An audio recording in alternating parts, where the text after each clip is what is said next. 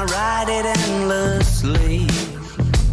She's got a Barbarella silver swimsuit, and when she needs to shelter from reality, she takes a dip in my daydreams. My days end best when the sunset gets itself behind that little lady sitting on the passenger side. It's much less picturesque without her catching the light. The horizon tries, but it's just not as kind on the eye.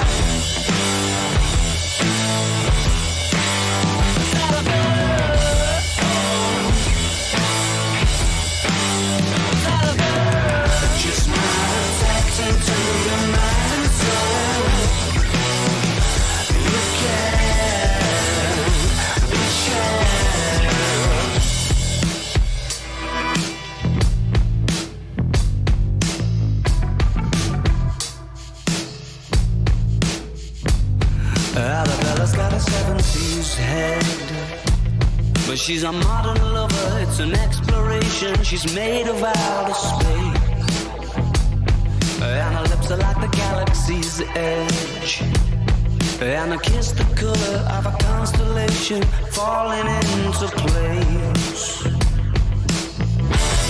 My days end best when the sunset gets itself behind that little lady sitting on the passenger side. It's much less picturesque without her catching the light. The horizon tries, but it's just not as kind on the eye.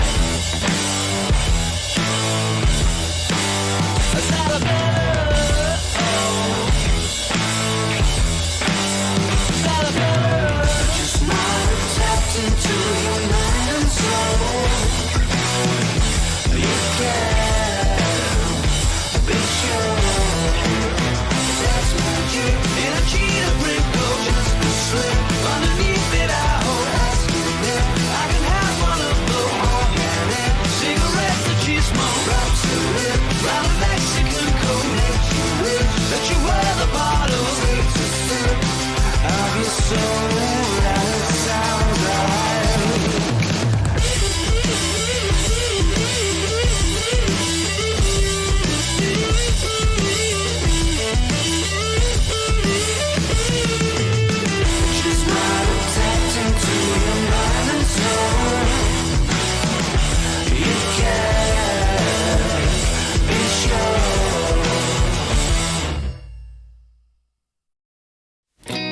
I said, who's that girl there? I wonder what went wrong so that she had to roam the streets. She doesn't do major credit cards, I doubt she does receipts. It's all not quite legitimate. And what a scummy man. Just give him half a chance, I bet he'll rob you if he can. Can see it in his eyes, yeah, that he's got a driving ban amongst some other offences. And I've seen him with girls of the night, and he told Roxanne to put on her red light. They're all infected, but he'll be alright, 'cause he's a scumbag, don't you know? I said he's a scumbag, don't you know? Is this song about Jimbo Fisher?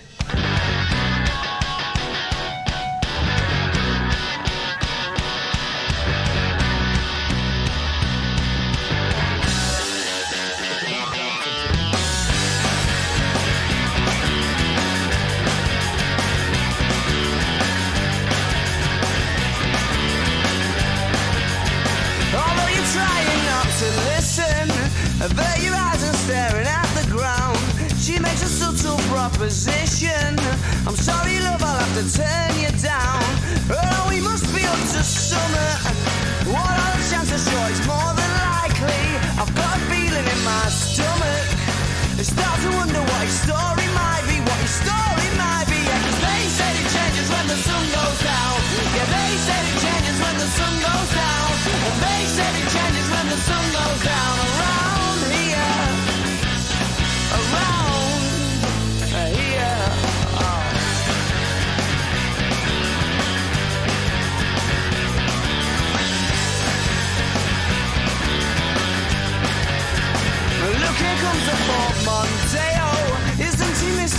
conspicuous. And he don't even have to say, oh, she's in the stands ready to get picked up. Bet she's delighted when she sees him, pulling in and giving her the eye. Because she must be fucking freezing, scantily clad beneath the clear night sky. It does stop in the winter now, and they said it changes when the sun goes down. Yeah, they said it changes when the sun goes down. And they said it changes when the sun goes down around here. They said it changes when the sun goes down over the river going out of town. And they said it changes when the sun goes down around here. Around here. And what a scummy man. Just give him half a chance, I bet he'll rob you if he can. And see it in his eyes, yeah, that he's got a nasty plan. I hope you're not involved at all. Yeah, this song's about Jimbo Fisher.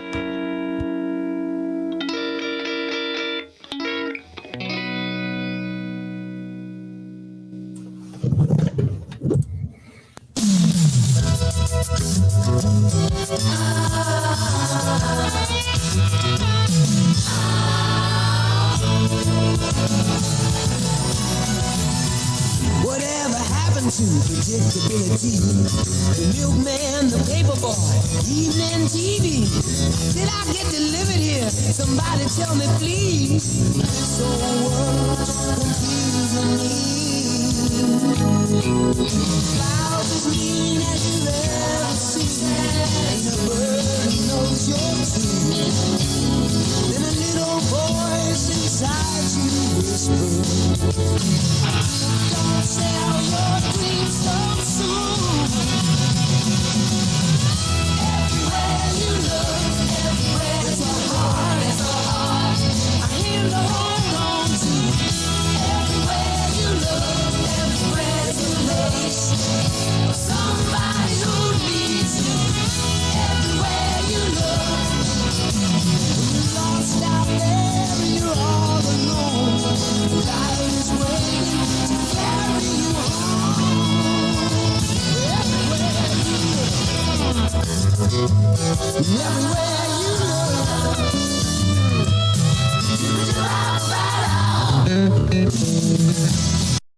This is, do you know what independence looks like, bro?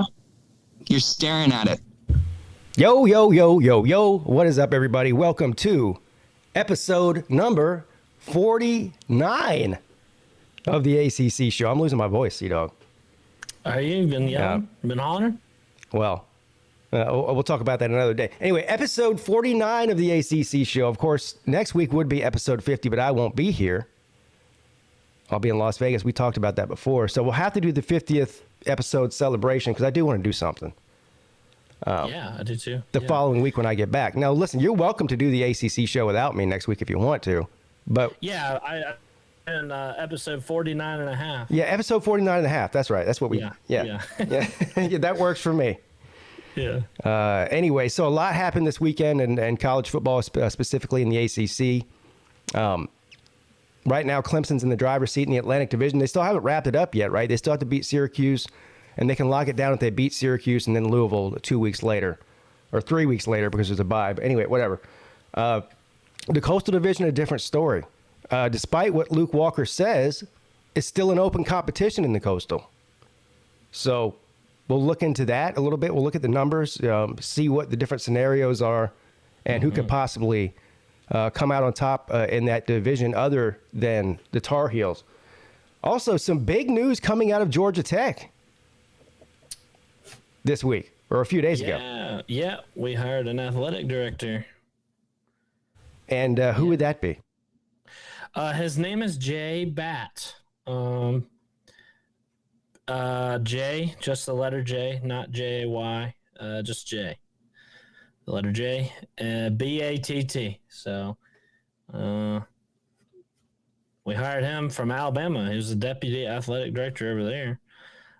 So that's kind of a good sign, right? If you're going after people from there, that means, you know, a lot of people question like whether Georgia Tech, including myself, whether Georgia Tech's all in or not. So that's a good sign. And the guy supposedly specializes in fundraising. So that's really what we need. Our athletic department has a lot of budgeting and money issues. So if he can help get that sorted out, then I think we'll be in a lot better spot. But he's never had to hire a head coach before that I know of. So we'll see how he does with that. He won't answer any questions based on that. Smart man. Started yet. He hasn't even started yet. Smart man. I say that too. I don't answer questions either. Yeah, he did an introductory press conference yesterday, I think, and everyone else asked him about the head coach, and he dodged it. Or he was like, well, once I start the job, then I'll look. All right. So officially, when does he start? What's his first day? The 24th of October. All right. So, but he's in town and he's getting settled in, I guess, getting moved, and he's going to be at the game Thursday night and stuff like that. I'm with Sea-Dog, but we'll talk about that. Yeah, and the coaching rumors are heating up for Georgia Tech too. We're still hearing a lot of the Dion talk. I'm starting to, as more time goes on, I'm starting to think that's less and less likely. But there's some other names out there. Yeah. So. There's a lot that What's the rumors like? Because obviously I'm not in the same circle as you are as far as you are literally like you and a couple of the guys in the chat, only Georgia Tech contacts friends that I have. Yeah. Yeah. So I'm way out of the loop on that. But what's the rumors circulating within the fan base about the coach? Honestly, the fact that Jeff Collins got fired and the coaching search has been overshadowed by the unbelievable amount of hype that we have been experiencing winning games lately. That's kind of overshadowed it. So we're just kind of enjoying that. I haven't heard there's not a lot of people talking about the coaching search anymore. A lot of people are talking about, obviously Brent Key is a possible candidate, which he's making a case for himself. My opinion on that is, we'll see how that goes. He's got the rest of the season. He's done a great job so far, but we'll see how the rest of the season goes, and I'm sure the answer will be clear at the end of the season, right? Well, yeah, sure. I think one of the reasons you fire a coach early in the season is so that you can get a head start on the coaching search, because there's going to be other teams out there and you want to start your process as soon as possible. Right. So we had to hire an athletic director first. So that's good. It was quick. And they were like, man, this guy was a slam dunk. He's exactly what we're looking for, Jay Batt.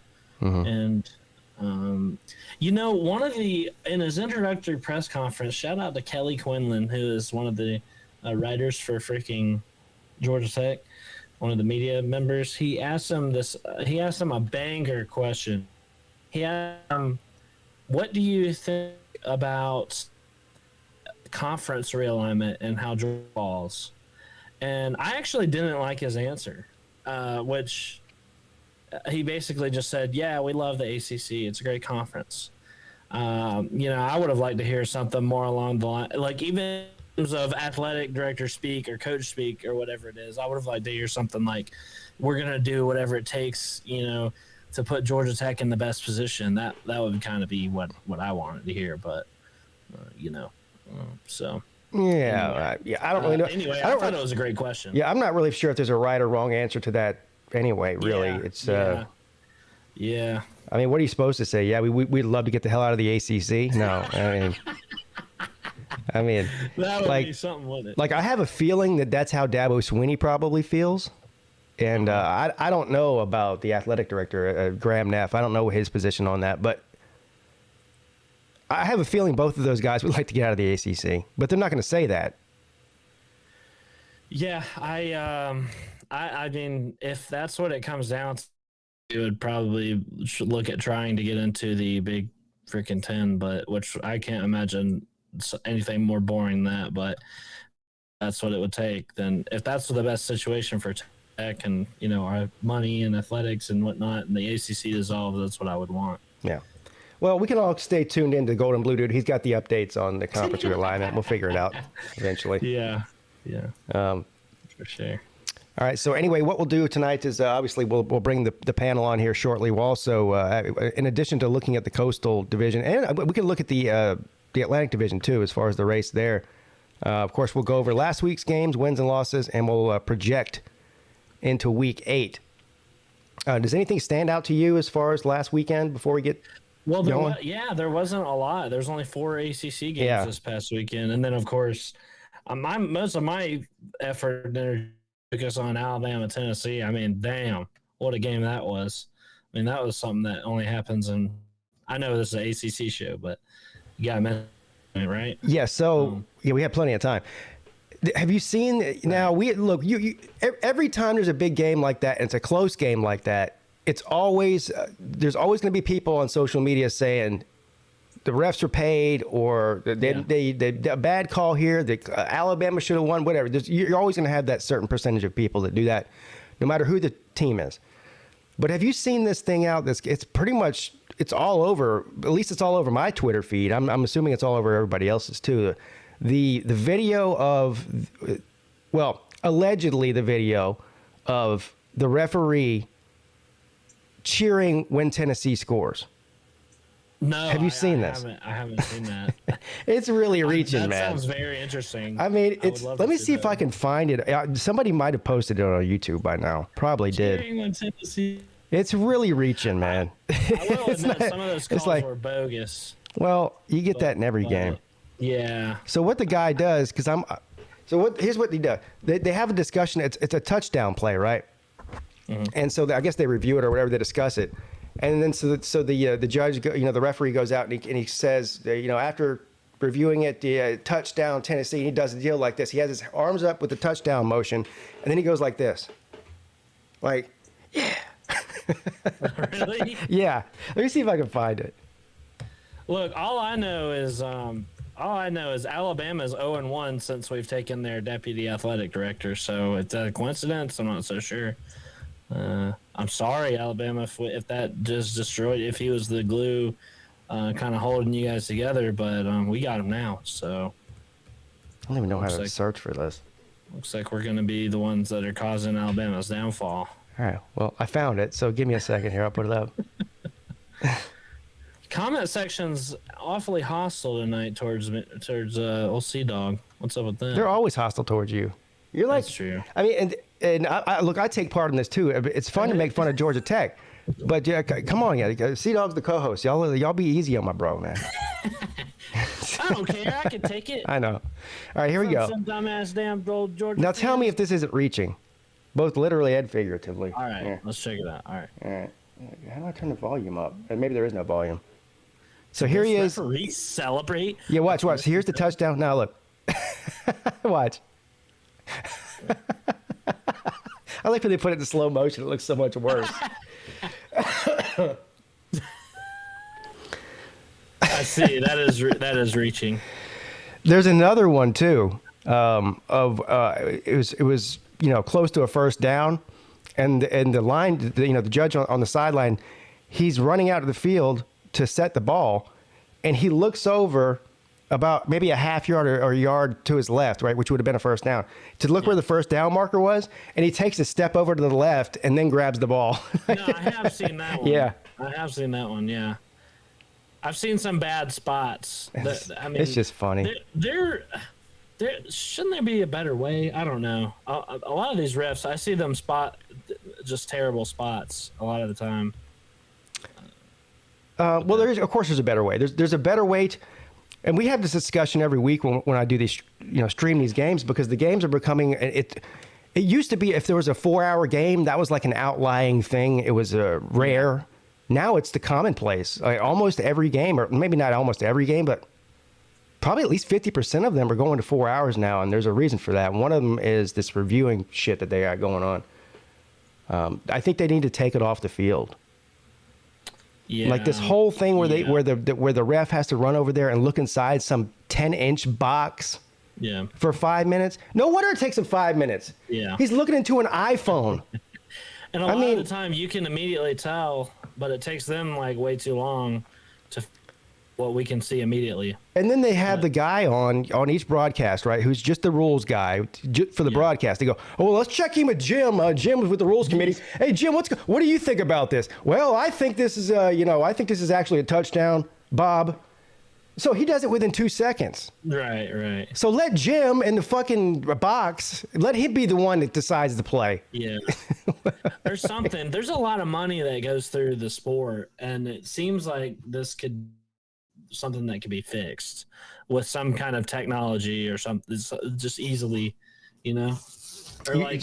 So you're saying like a sensor in the ball, or maybe like a laser on the field? A sensor in the ball would be what. Yeah, I was about to say that. Yeah, because then it's like let the lasers tell the story, and then you can have the shitty officiating in like the MAC games or whatever that don't matter. But for those big games, yeah, put a freaking microchip in the ball and Yeah, put laser beams on your freaking balls. Laser beams on the freaking football field, dude. And freaking shoot a laser beam at it and it'll tell you. It's a good point. There really is no reason that we, with the technology we have these days, why they can't put some sort of chip inside of a ball at this point. And they already do it, actually. For like goal line stands and stuff like that, Yeah. I know they're putting chips in balls. I saw something about this. It might be in the NFL. Yeah. But it's not for that reason. It's for something else. But still, so it can be done. That's my point. Yeah. Anyway. Yeah. And I think we're moving in that direction, too. Same thing with baseball. I'm not a baseball fan, but, it's just a matter of time before there's something else calling balls and strikes other than a human. Right. Because of all the controversy. It's similar to what we bitch about in football, the baseball fans bitch about. Then how do you blame the refs? Do you say it was a glitch? Yeah, somebody hacked it. Somebody hacked it. Somebody hacked it. Yeah. Oh, speaking of hacking, I was, Mark Rogers. Somebody hacked his YouTube channel and deleted a bunch of his videos. He's pissed. Oh no, that's terrible. He posted something on Twitter about it, and he's, Mark doesn't. He has like one, mood. Yeah. All the time, like he doesn't get too excited or too down. Like he's just very even keeled, which is the opposite of me. Yeah. But you could tell he was pissed. Really? Oh yeah. That's terrible. Mark works so hard on his channel. That's terrible. Yeah, and I don't know how that happened. I mean, I'm assuming because he does so many channels and has so many people involved in his content that I guess maybe people he trusted maybe had his login information. I don't really know what happened, but he claims to know who it was. And oh wow, I feel bad for him, but that. Yeah, that's terrible. I do feel bad for him, man. Mark's a good guy. Makes good content. Absolutely, he's a really good dude. You hate to see that. Yeah, he's like he's a normal person swimming in a pool with a bunch of idiots like me and Lou and everybody else in college football YouTube. He's got George on it. Yeah. He's got to entertain.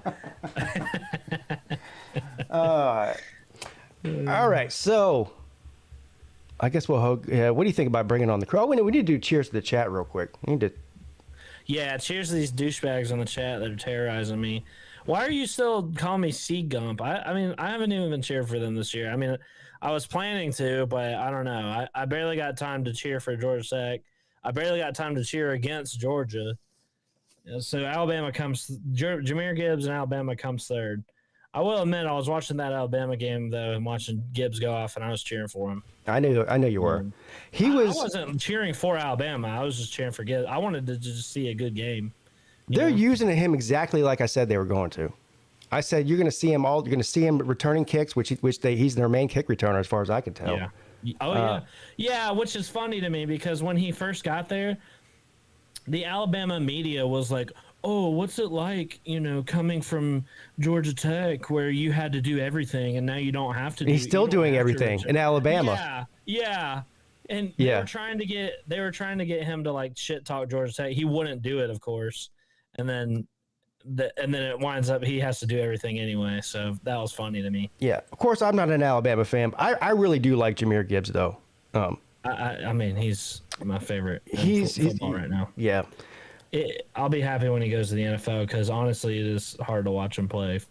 I said this towards the end of the Alabama-Tennessee game. I said if the only reason Alabama was even in that game at the end was because of Jahmyr Gibbs.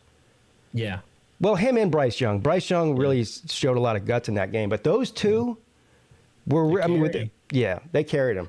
Their defense didn't do him any favors. Mm-mm. And they're. Carried him in the Texas game too, Texas A&M game. I mean, he's just gone off this year. I'm so proud of Jahmyr Gibbs. I love him.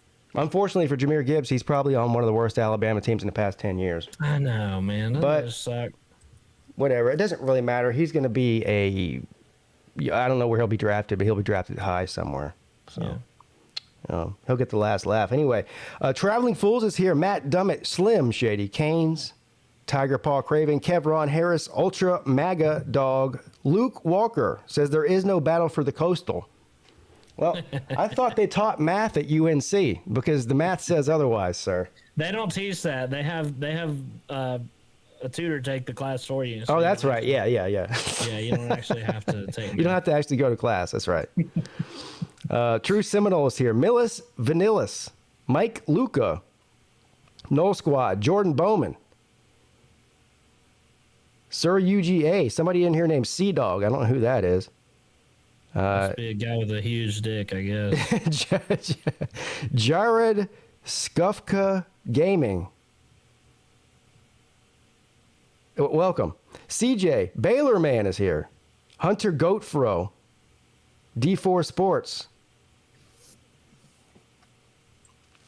Chan the Tiger, Stingray, The Uncle Lou. I wonder if Uncle Lou's been sued yet by Ohio State for using the. I don't know. What? I'll have to ask him about that. What's up? Philip Medlin's here. Billy Cole. Sea Dog's seen a great 2-hour documentary on the ACC past weekend. Give Georgia Tech 5 minutes. What? Really? Raj is here. I didn't join until like the 90s, so. Pete Magaha was Billy Bat's nephew. Oh, you're talking about the athletic director. What's his name again? J-Bat. J Bat. Yeah. We should start calling Jay B-A-T-T. Shipes J Bat. He's The way he beats people down like a bat, you know, like he did in Athens. Yeah. yeah. J-Bat. His Twitter handle is Batman. That's kind of funny. Batman. Yeah. The Nature Boy, what's up, buddy? NBT3. Anybody but Bama, he says. Damn, he really hates Alabama. Paxton's here. Redavius Hall. Yeah, it was a weird reaction by the... I don't know if the referee was celebrating the fact that Tennessee got a touchdown or was he's celebrating the fact that they finally got the call in after 10 minutes of discussing it. He's like, yes, we can get back to the game now. I want to get home. 5-hour game. What's up, Big Papa? Kirby? Aren't those refs? They're not even full time. That's not even their full time job. Right? Yeah. No, that guy who was celebrating there, he's probably a fucking accountant somewhere. See, that's a problem. That is a problem. I agree. Motivated and Dedicated is here. VicTube, Neo, Retro, and some bad trolls apparently. Yeah. Trick Live TV. All right, there we go. There you have it. If I missed you, it wasn't on purpose. I'm just a tater man. I don't know what you expect from me. So here's what we'll do. Let's bring on the crew, the panel. Now, I think we might have an issue here. What's that? I think we might have too many people. Uh-oh. Yeah, you know the deal. Who do we got? Well, let's see here.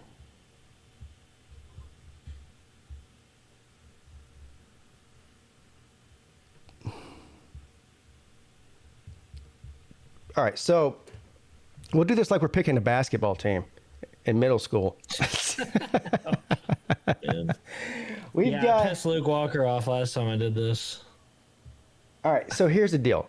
Jordan's, I'm making the, I know it's another Tater man, but I'm bringing him on because, first of all, he's the first one in here in the stream. And really the only time I get to even speak to him all week is during the ACC show. So that's my executive decision. I'm bringing Jordan in. Now, here's who you have to choose from. We have Mike Luca, who is, of course, the Wake Forest man. We have Luke Walker. We have Slim Shady, Canes, True Seminole, and Tiger Paw Craven. We have 3 spots left, mind you. Mike Luca hasn't been on here in a while. You're just trying to piss off Luke again, aren't you? He hasn't. He hasn't been on here in weeks. Is that true? Yeah. He wasn't on here last week? No. Oh. All right, so it's my turn. All right, so now we have Pigskin Pete, Sea Dog, Mike Luca, and Jordan Bowman. Pigskin Pete's going to pick up Slim Shady Canes because we need a Miami voice in here. I was going to pick Slim if you didn't, because I want to tell him how bad he's going to lose to Duke this weekend, but let's continue. Who's left? All right, so it takes somebody that's a special kind of asshole to talk shit to somebody holding a baby. So yeah, what an asshole. Oh, congrats on your baby, son. Yeah.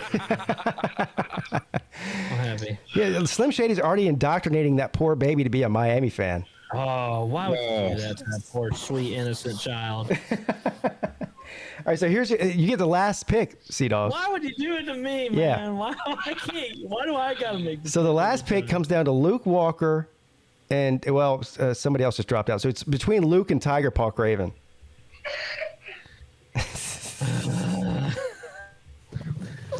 I didn't do it on purpose, Luke, last time. I'm literally going to flip a coin. Wow. I'm literally flipping a coin. It's not in my hands, okay? Coin flip narrator. It's in the hands of fate. I really want to make. You know what? I love Tiger Paw Craven. I want you to pick Luke just because I want to make fun of him. Oh, really? Why is that? Well, the pick is up to you. Don't worry about it. Don't forget what I'm saying. All right, so It's like the ACC show draft. Who you got? heads will be Luke and tails will be Tiger Paw Craven. Wait, well, Tiger Paw Craven just volunteered to look on. Oh, he did? Yeah. Well, okay. I hate that. Yeah, it sucks. Yeah, I was really hoping that Sea Dog would hurt somebody's feelings, but whatever. All right. It wouldn't have hurt anybody's feelings. It was a coin flip. All right, so we'll bring on Luke. No, they still would say Sea Dog's it was definitely your not going choice. to pick me. That was funny. You think he was going to lie about the coin flip and say that it was something different than it was? It landed on tails. So who would that have been? It would have been Tiger Paw. Oh, shit. Yeah, heads would have been him too. So there you go. That one. Whatever, man. I wanna have you on here. I want to discuss the Coastal. I want to have a calm discussion. Yeah, so go ahead and tell me how the Coastal runs over. Luke, explain that to me with your North Carolina math. I mean, I just think we're going to win the Coastal. All right. Just like the Atlantic race is over. I said it wasn't over, though. According to Luke, North Carolina's not going to lose another game. It's not I don't over know. by a long shot. Yeah, I don't know why. If I you're would looking at our confident. schedule, that's not that crazy a prediction, but I'd still say we lose another game. It's not a crazy prediction, but I wouldn't. Well, feel that game confident. could be to Georgia Tech, and then you lose yourself the Coastal. Georgia Yeah, Tech's yeah. losing another ACC game. Hell, if Notre Dame can score Yeah. 45 points on North Carolina's defense, anybody can score 45 points on it. All right, so Luke, go ahead and tell us how you feel about barely escaping Duke. I mean, how bad did that hurt your soul? I mean, a win doesn't hurt my soul, but our defense played absolutely terrible. Oh, a We shocker. still won the game, so I guess. Listen, Duke is a decent team, but if Yeah, you screw Duke has a around, decent offense. if you screw around, they'll beat you. Miami. I mean, Drake May threw for 380 and ran for 70 yards, so he's still on a Heisman pace. Drake May's not winning the Heisman, sir. I hate to break that to you. I just want him to get invited to the ceremony. I know he's not winning. That's not happening either. Yeah, he'll get invited. He'll get invited. I mean, he's on pace for a Lamar Jackson season, so I hope he gets invited. Yeah. Drake May's the most total yards any quarterback's had since Lamar Jackson. I'll admit to you, I Through think this many Drake May's the best quarterback in the ACC right now. So, But don't tell that to Mike Luca. I mean, it's just not true. You can feel that way, but it's fine. well, It is true. I think it's really The what it's NFL will agree with Pete when it comes time for Drake May to be drafted. it's 1A and 1B. You know, Mike, you know I'm a huge Sam Hartman fan too. I just think there's a difference there in their No, age. It's also apples to oranges. Yeah, You yeah. guys know how many weeks it's been since Jeff Sims has thrown an interception? Has it been more than one? We didn't play. One You didn't week. play last week, so don't even count that one. It's been since the Western Carolina game. Wow. What week was that? Third game of the year? Second Two. game of the year? Yep. Wow. Impressive. I don't think he's gone that long. Yep. Yeah, man, he's thrown 0 interceptions and 1 touchdown. He's improved a lot. He has. His accuracy has gotten a lot better. Yeah. All right, so let's look at the Atlantic standings here. I've got them pulled up. So it's like I've been mentioning, Clemson's in the driver's seat. Still haven't wrapped it up yet, right? But they needed to look. This game is huge. The Syracuse game really, in my opinion, locks it up because does anybody really think that Clemson's going to lose to Louisville a couple weeks later? No. Even if they do, Wake Forest got another loss coming. Well, no, that's not true either. It is. Okay, who? But anyway, I don't want to talk about that. I want to talk about Tater. I think Wake's winning. But no, I'm pretty I'm sure you sure thought the same Pete, thing last if year. you beat Syracuse, it's over. Because even if Wake wins out and you would lose to Louisville, you would still have the tiebreaker. Yeah, Right. Yeah, I don't. have to lose But twice. beating Louisville would absolutely lock it up. If we beat Syracuse and Louisville, then Wake. Well, I'm just talking about mathematically. Like, there's all kinds of different scenarios to play out. 3. 3. Syracuse. You have to win. Louisville, You have to win Syracuse, 2 of your Louisville, next and 3, Miami. and you'll win no matter what. Syracuse, Louisville, and Miami. That's right. So you have And to win 2 of your next 3, and you'll win no matter what. Right. and this is a little have bit tiebreaker. unrelated, but the Wake Forest and North Carolina game count towards the standings, right? Yes. Yes. Yeah. This year it Yeah. does. Yeah, because they happen to land on each other as the. Yeah. Gotcha. Yeah. So look, but right now, mathematically, the 3 teams that are left in the Atlantic Division are Clemson, Syracuse, and Wake Forest. Wake Forest needs a lot of help. Syracuse just needs to keep winning. Same with Clemson. Yeah, Now, Actually, mathematically, NC State's still in it, and so is Florida State. yeah, but are they though? Yes, but are they with Syracuse and losses to Clemson- Syracuse and Wake though? Syracuse and Clemson control their own destinies. Yeah. Florida State might not be, but NC State definitely Because is. Florida State's lost 3 straight, and they were all conference games. So Yeah. I don't- Okay, the NC State's still technically in the mix. yeah, NC They only have 2 NC conference State is losses. a long shot though. Yeah. They're Well, a long shot. But talk about it's help. mathematically possible. They would need a lot of help. Wake needs to win out and then have Clemson either lose twice, or Wake needs to win out. Syracuse needs to beat Clemson and only lose to Wake. Yeah, Mike And then Luca is a there's three-way huge tie. Syracuse fan right now. Oh, I'm a huge fan of the fruit. Yeah. Hey, I'm Big gonna be a fruit Wake man. Forest fan here in a couple weeks. That's right. That's right. I was seeing a discussion NC today State. about, and this is a silly discussion, Ew. but it is being had about Might as well give up the NC about State. an 11-1 Wake Forest. Like, if Wake Forest wins out, will they be considered for the playoffs? I say no. Absolutely not. They won't, even though they. They deserve to. Why they I should mean, be. They deserve to, but they Clemson's wouldn't. 13 and 0. what is the difference between 2017 Alabama and 11-1 Wake Forest this year? Absolutely nothing. The conference they play in. Yeah. I mean, Yes, The Wake, logo yes, on Wake the- Forest They're plays not in a gonna better really have that conference. I argument. get that. Yeah. Plus, It's the better conference and the logo on the helmet. absolutely. And they would have a good resume too, because probably will have more ranked wins than an 11-1 Big 10 or Big 12 non-champ. if Wake Forest were somehow to win out, their only loss would be to a top 5, most likely Clemson team in double overtime. Double overtime. Yeah. And Pete, that's kind of what I'm saying. I think it depends on Clemson. If Clemson's 13-0 and the second seed, and Wake's 11-1, I mean, how do you They're not still not gonna make the consider They that? still won't make the playoffs because you have to consider all the other conferences involved and what their records are going to be. So, I think Yeah, they'd we'll put a 2-loss SEC team in over Wake Forest. wow. You think so? It wouldn't, it wouldn't surprise me, to be honest. It wouldn't surprise me if they did it, and it would be complete bullshit if they did it. It would. Yeah. I mean, Wake better at least go to the Orange Bowl. If they're, It's like if people they're- questioning if Carolina won out and won the ACC if they'd make the playoffs. It's because of what conference they play in. Obviously, I don't think it's going to happen, but people question whether they'd make the playoffs if it did. Well, I mean, and that's kind of been the narrative. It's like, man, if Clemson loses, the ACC's chances of winning of going to having a playoff team is over. And I'm what? Like, if Clemson were to lose to Syracuse, like the articles on ESPN would be like, the ACC has been eliminated from the playoff, even though Syracuse is still undefeated, and there would be 4 one-loss teams win in the ACC. Yeah. I don't get how any one-loss Power 5 champ doesn't get in. Well, because there's only 4 spots. It's Well, just- there's only 4. I mean, it's happened. You know, Yeah. Ohio State got left out at 18. Texas Were they one A&M loss? I in the think they were COVID two year. loss. No, they were one loss. But they got absolutely boat raced by Purdue. Purdue, they lost by 30 something to Purdue. Yeah. Yeah, but has there ever been a year where all 5 champions have one loss? No. All 5. That's more, yeah. So then they would have to make a decision. But like, to Luke's point, I hate UNC. But Well, if- hold if on now. That UNC year- runs the table. I mean, people say one loss. That Washington with one loss made it. Michigan State with one loss made it. Washington was undefeated when they made it. Was they played the Washington weakest undefeated? I schedule. thought they had a lost. Yeah, they played the weakest might schedule in be there. America. That was the argument against them. They played against 4 FCS teams in the Pac-12. Who did they get in over that year? I don't Ohio, remember. Wait, no, it was Penn. Wait, hold on. Wait, they made it in. That might have been the year Penn 2016. State. Yeah, Penn State. Yeah, Penn State was a 2-loss team, but Penn 'cause State they was had a two-loss lost team that really beat early Ohio in the- State and won the Big Ten.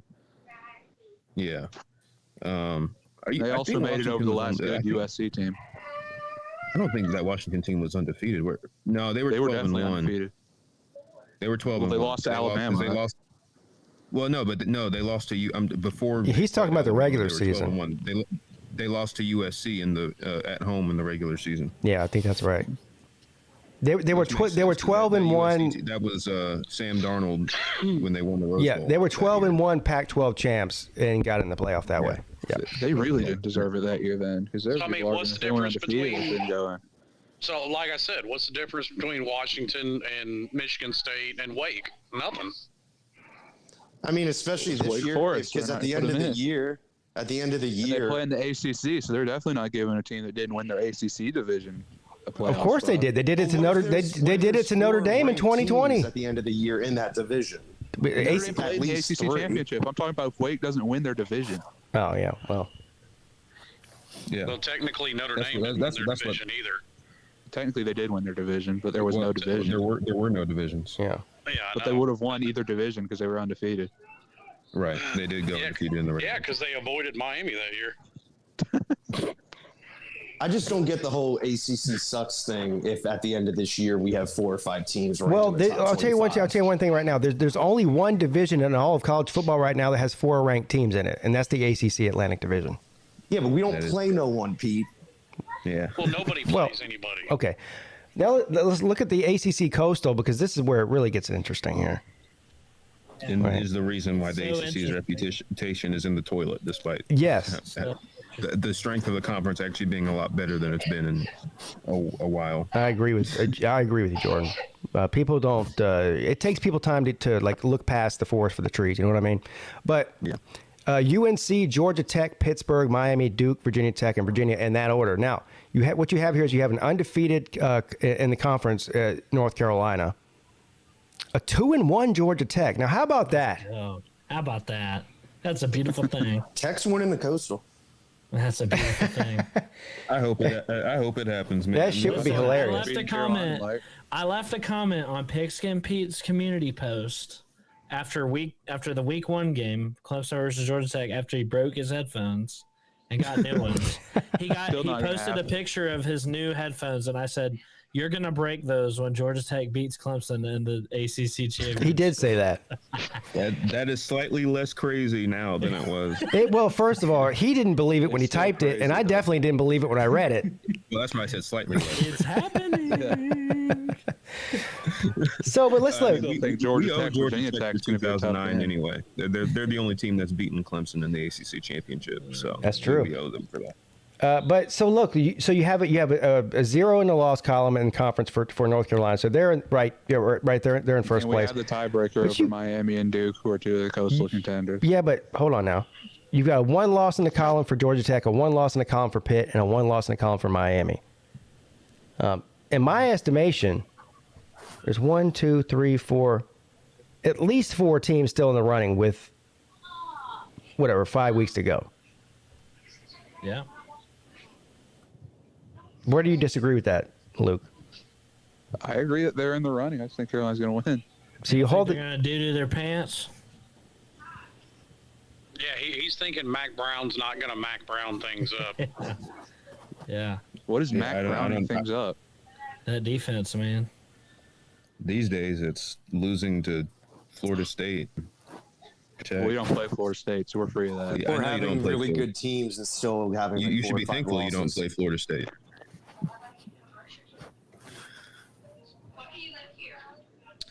We have to play Florida State.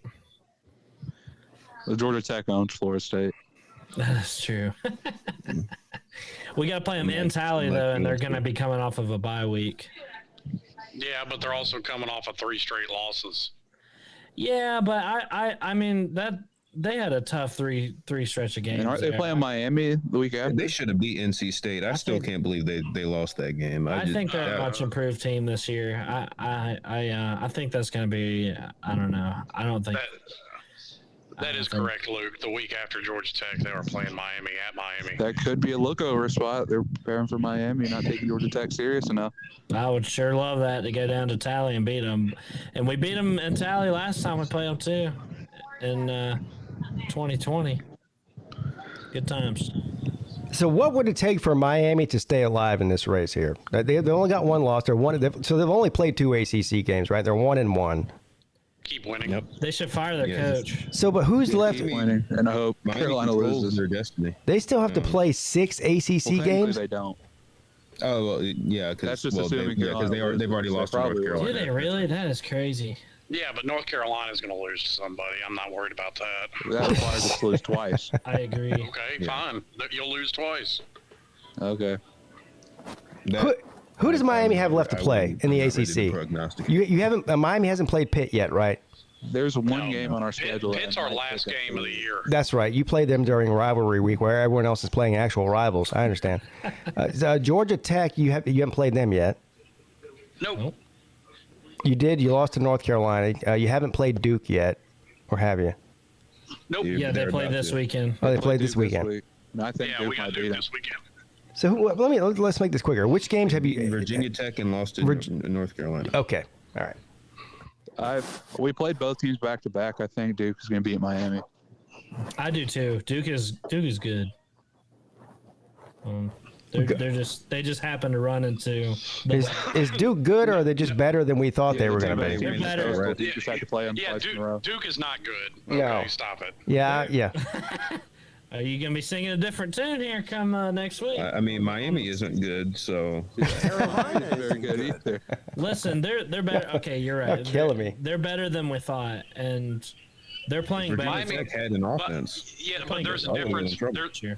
There's a difference between Miami and Duke. Miami actually has the potential to be better. Duke doesn't.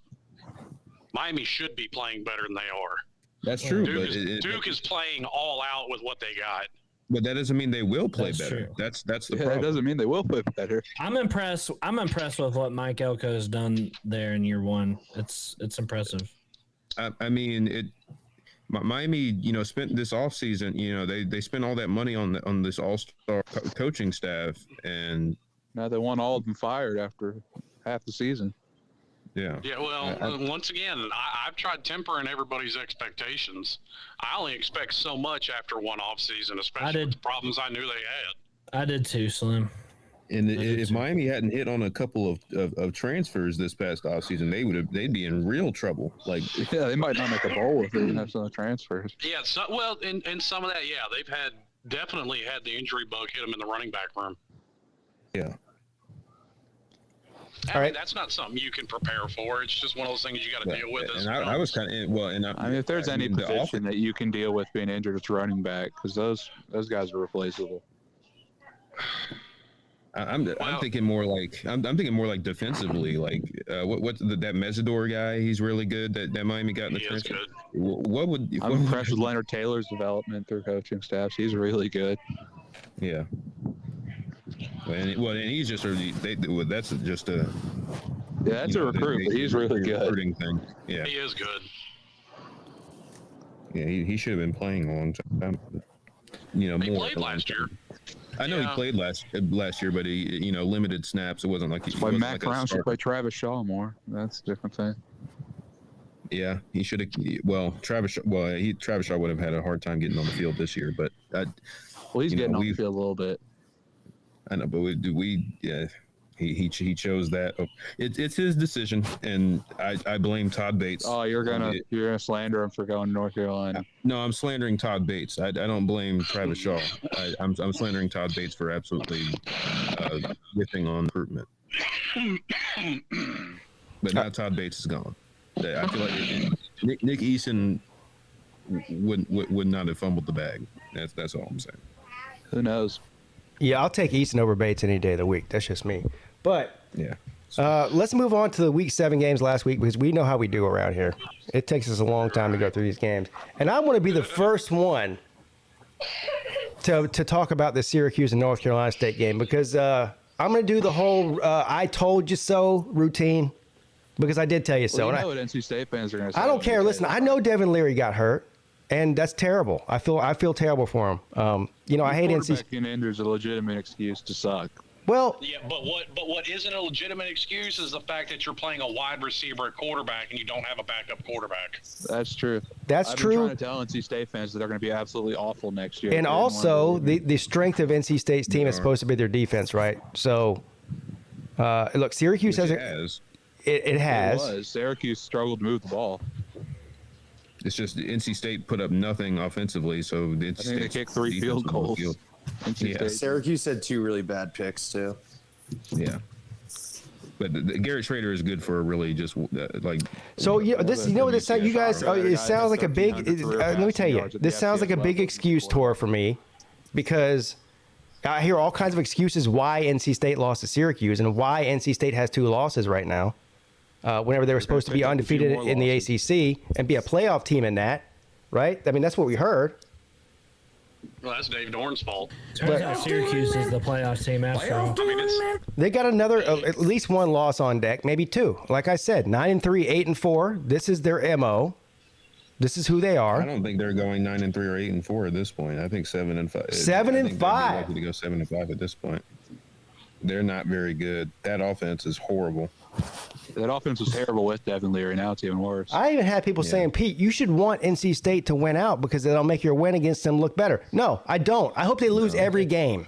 I don't. From here on out. There's a chance they do lose every game. Yeah, I'm not losing sleep. There's unironically a chance they lose every game. So I told you so. They're getting slapped around by Carolina on Black Friday. I feel, I feel bad for Devin Leary. That's a pretty bad. It's a rough way to end your career. I mean, he's a good. I mean, he can come back next year if he wanted to. He could if he wanted to. I wouldn't. Seeing what I have to work with, not a high unless NC. I mean, he'll go deep, he'll go mid. I think he'll be a mid-round pick. The arms. He has really good arm talent. I think he mid-round pick as a quarterback. Really, what you want when he could come back and try and prove himself. Yeah, but what if you come back and the team's bad, so you have a worse season? Yeah, I mean, more because all of NC State's defense is going to be gone next year. Most of the pieces that make that defense great are going to be gone at least, and they literally have nothing on offense. Unless Thayer Thomas wants to come back for his 20th season. I think there's a chance he transfers. Hey, come to Clemson. Yeah, that's not I think happening. y'all are fine at quarterback for the next couple of years. Dude, how pissed would Pete be if Devin Leary's their starting quarterback next year? Yeah, that's not happening. Listen, Devin Leary can come to Carolina and be the backup if he wants. Jesus. Actually, he'd be third string. Jacoby Criswell's better too. No, if I'm Devin Leary, I'm cutting my losses. I'm going to the league. It's not worth. I might try and transfer to a better situation. Or he could do that too. I definitely wouldn't come back to NC State though. No. I mean, Dave Dorn's probably going to be on his hands and knees begging him because we've already seen he doesn't have a quarterback. He's having to play a wide receiver. Well, that's a grad student as their backup. They have a true freshman that all their fans and Jay Morris. You can't even get over him. Let me ask you guys a question. What would it take for Dave Dorn to be on the hot seat? Like, what does it take for him to get fired? Does he have to not make a bowl game twice, like 2 years in a row or something? Or it'd take a couple of years of really bad football. Yeah, their administration is comfortable with him, just cycling up and having a nice season every once in a while. And I think that administration has accepted what the program is more than the fans have. Yeah, that's probably true. Yeah. Well, that's true of a lot of teams, actually. NC State shit. Yeah. I think NC State fans should be happy with cycling up with 8 or 9 wins every couple years. That's what they are. That's what they've been. Most of their existence. All right, so almost every team in college football is, honestly. Does anybody have any other thoughts on this game? I actually didn't see the game. Because I was doing other games, but they should just play MJ Morris. It can't be worse than what they have right now. No, might as well. Or Finley, whatever his first name is. All right, so now I really watched them. I mean, I thought they looked fine. Or put Thayer Thomas in at Wildcat. Did he play quarterback in high school? I think he did, actually. I don't remember him playing quarterback at Heritage. I don't know. He might have. He's been He's in a heck of a baseball player, so he can throw the ball. Yeah. All right, we'll move on and piss off Slim Shady a little bit. Virginia Tech and Miami. Now, Miami comes out with a win, a close one. Slim. Yep. 157 yards and penalties kind of sums that game up. Sounds like Alabama type penalty numbers. It really does. Yeah. They finally start calling holding penalties. I didn't watch much of the game. Props to the defense. They held holding penalties. They held a shutout for 3 quarters, but kind of like how they were with Mark Richt and Manny. I mean, the defense can only hold out for so long when the offense just isn't producing anything. And this because Miami put up a lot of yards in this game and only had 20 points to show for it. And it's right. Is that just this Miami team that's put up a lot of yards and don't score a lot of points? They really are. That's what it seems like. That's the Josh Gaddis offense. It's like you do whatever you want in between the 20s, but then just it's. I think when you get into the red zone. Well, I think once you get into short yardage situations, he doesn't know what to do. I don't think it's him. I think the offensive line still isn't standing up. I mean, that much is obvious. I mean, how many goal line stands have there been against them this year? With a multitude of teams, A&M, North Carolina, Middle Tennessee, that offensive line still is not good. It's better than it was, but it's still not good. And I don't think they're helping the run game at all, but I also don't think the running backs are helping them too much either.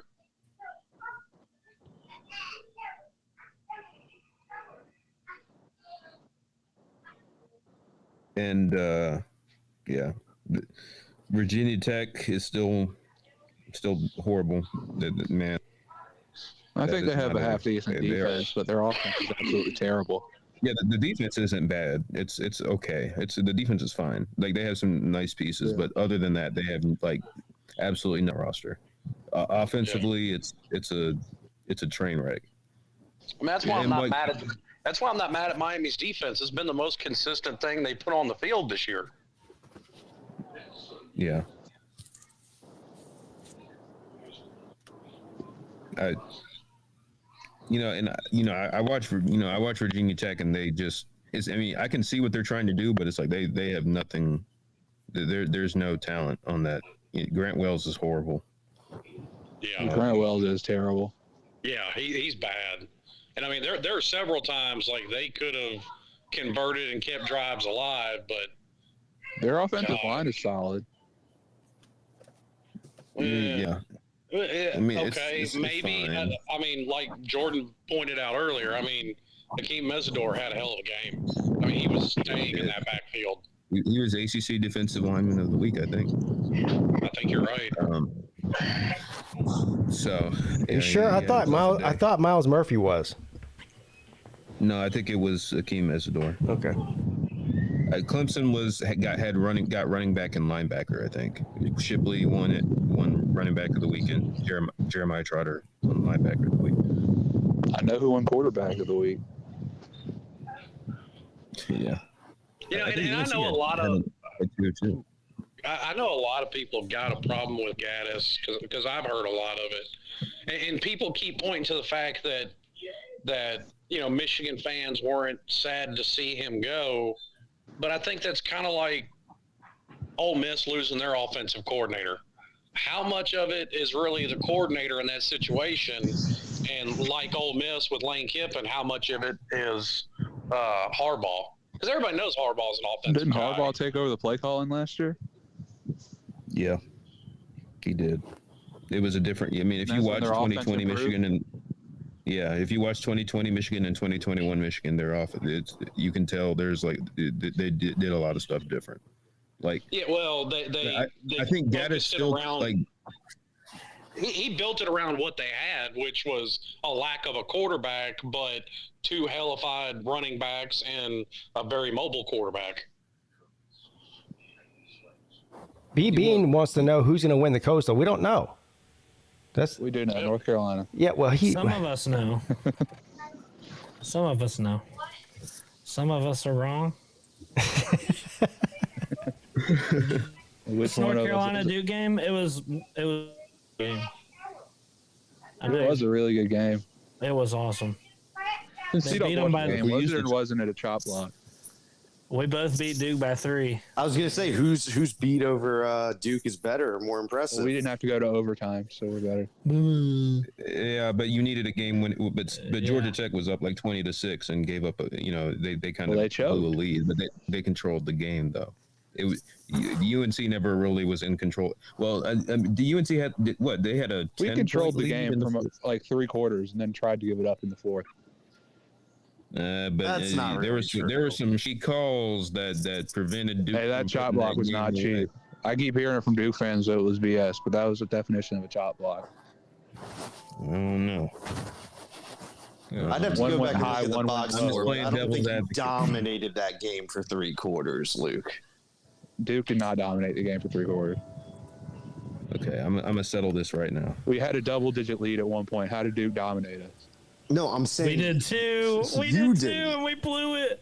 Just like I'm not saying we dominated it. I'm saying we controlled the game. We did too. The entire game. I'm about to say that's more a testament to how shitty both of your teams are. If you put double-digit leads against Duke. Miami about to do Duke. Yeah, you're about to see how Miami get. Duke's about to have a double-digit lead on Miami.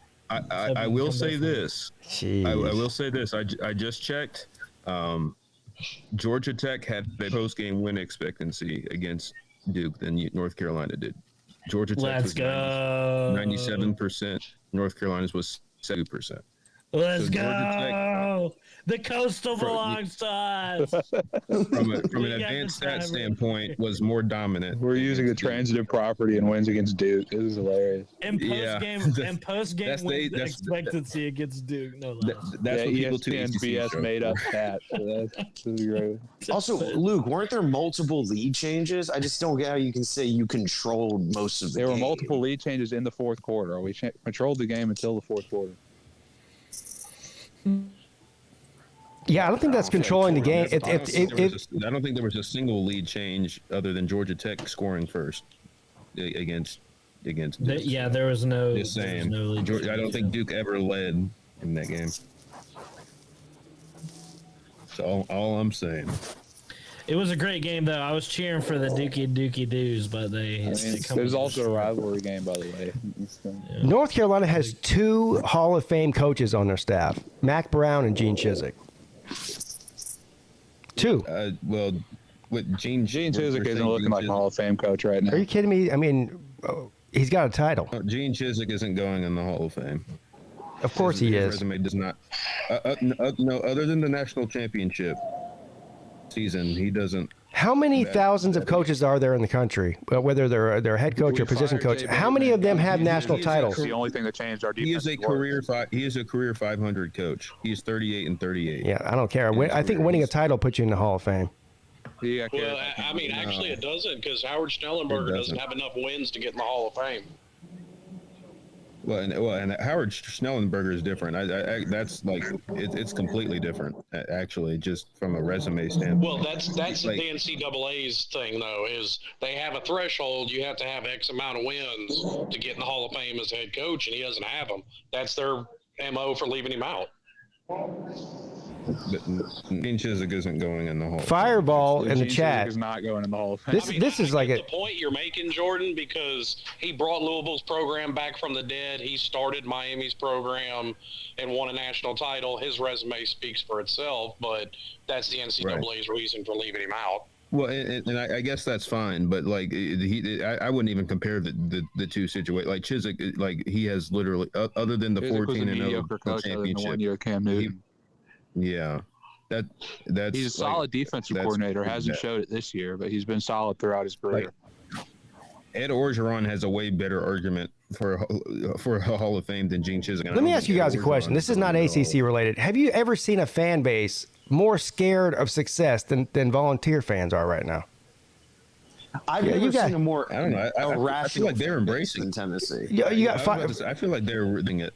Like, but no, but they keep saying, "Oh, but no, programs had in a decade." But nobody thinks we're any good. Fireball, are we for real? There's literally nobody at all that is just not saying that Tennessee's not good. Nobody. Tennessee Vol fans, they're like the girl who needs to be told they're pretty every 5 to 10 minutes. Like, that's literally what. Babe, you're hot. Like that's like on the midday.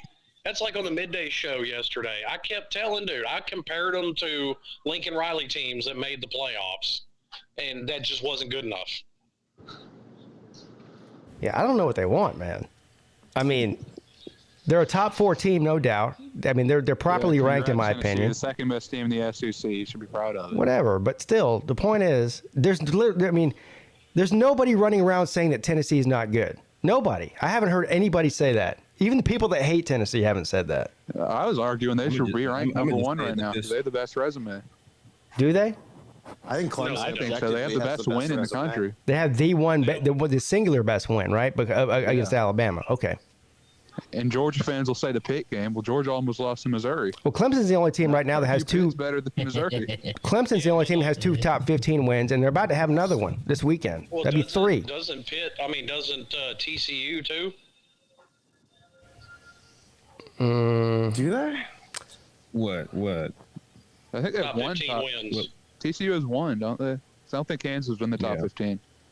Maybe. Well, no, that was Kansas' first loss. Are we saying top 15? Yeah, Kansas is like 20. Yeah, we're having a discussion whether it's current or when it happened. Yeah. Well, yeah. I'm pretty sure Kansas was like 20th when they beat them. Also, last thing on Tennessee, and to just tie it into the ACC, imagine you're so insecure. You go out and beat Bama, have the best win in the country, and your first thought is to go try to prove to people that Pitt's a good team. That's how insecure they are. Yeah, all the SEC fans that knock on the Coastal. Pitt's like the 3rd best team in the Coastal, and they almost beat what might be the best team in the SEC. Yeah, and to win that game because their Pitt starting quarterback went. Keaton Slovis doesn't get hurt. Pitt might have beat him. Yeah. Well, hell, you can even make the argument that if their second string didn't get hurt, they might have been. God bless college football. I mean, all these years we've been talking about, hey, we need parity here. We need, we're seeing it this year in spades, and everyone's complaining about it. I don't really know. No, this is amazing. Actually, I've seen enough. The SEC's better than the SEC. This is great. Georgia Tech's better than Georgia. I've been really enjoying it. Yeah. I agree. There's really good teams in all Power Fives, and it hasn't been that way in a while. I mean, and the most frustrating thing is that, like, when people try to knock on Clemson's resume, like every time I go on there, it's like you gave up 45 points to Wake, and I'm like, okay. That top 10 team. That's the most frustrating thing is that people just top 10 offense in America. I know he gave up 40 is actually points. good at football. All right, so the last game on this, we've talked enough about North Carolina and Duke, right? I think we talked way too much. Yeah. So I've spoken almost at exhaustion about my feelings about Clemson and Florida State game. I mean, Clemson really dominated the game. The stat sheet shows otherwise, and for whatever reason, Clemson allowed Florida State to get back in the game and make it a threat to blow a lead there really late in the game. And there's a lot of different reasons for that, in my opinion. But I want to hear Jordan's opinion on it because I feel like I've said the way I feel about it 100 times, and people are probably getting tired of hearing of it. So let's hear from another Tater man. What do you think about this?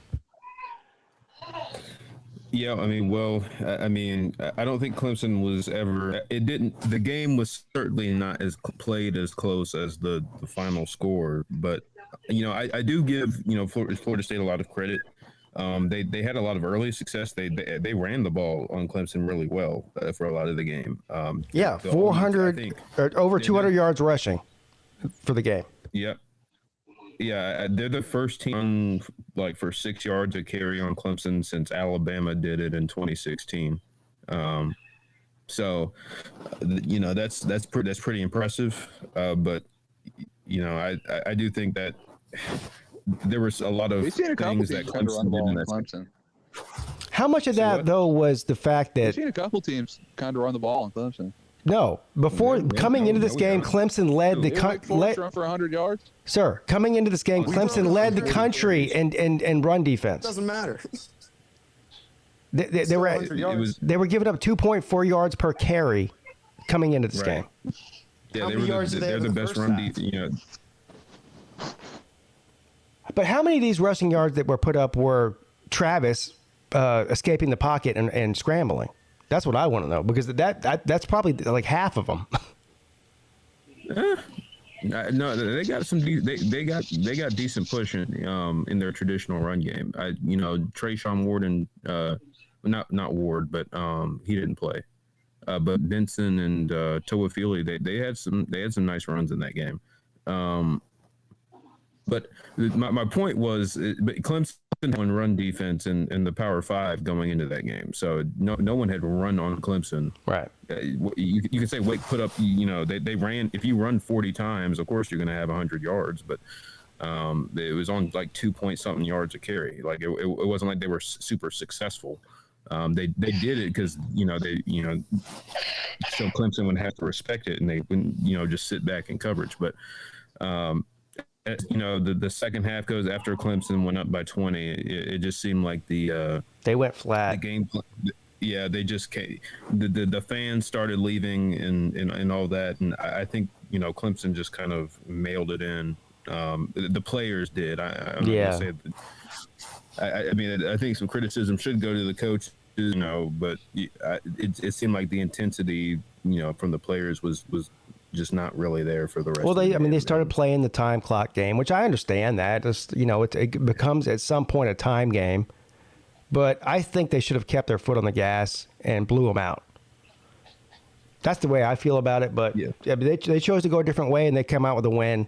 And maybe the way that I would do it, percentage wise, is less likely to end up the way it did than the way that they played it. I know they have analytics guys and all that, but I mean, again, when you are fighting for a lead deep in the fourth quarter, deep in your own territory, and it's a 3rd and 18 situation, and you do a quarterback run play, a draw play, you're just giving up the third down. That's all you're doing is trying to create more yards. You're not trying to get the first down, and why not?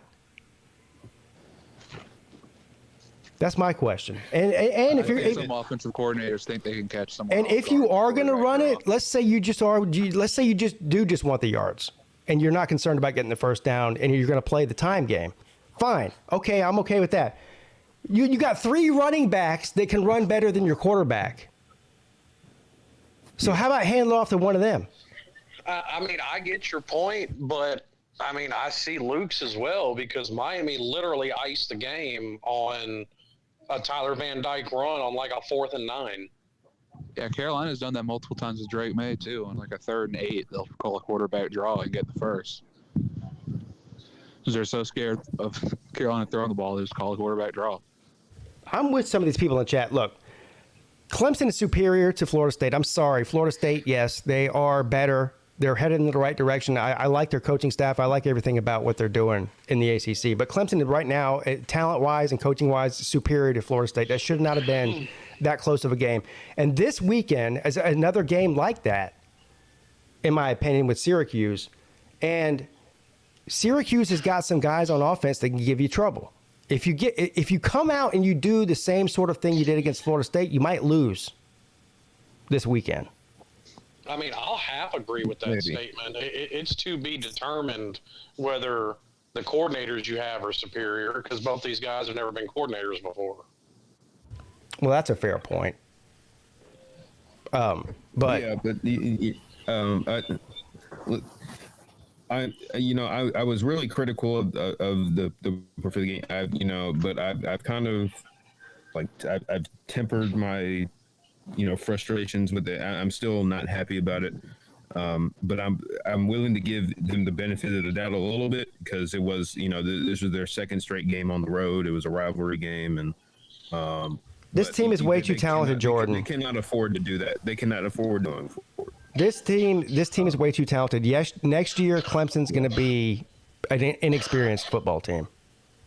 Oh yeah, especially this year I think that is their year to make a statement in the ACC. I mean, not that they have to because they've pretty much owned the ACC for the past 6 or 7 years, but in general, nationally, outside of the ACC even, the reason these guys came back on defense, we had 3 guys that could have gone in the NFL decided to come back, and to me.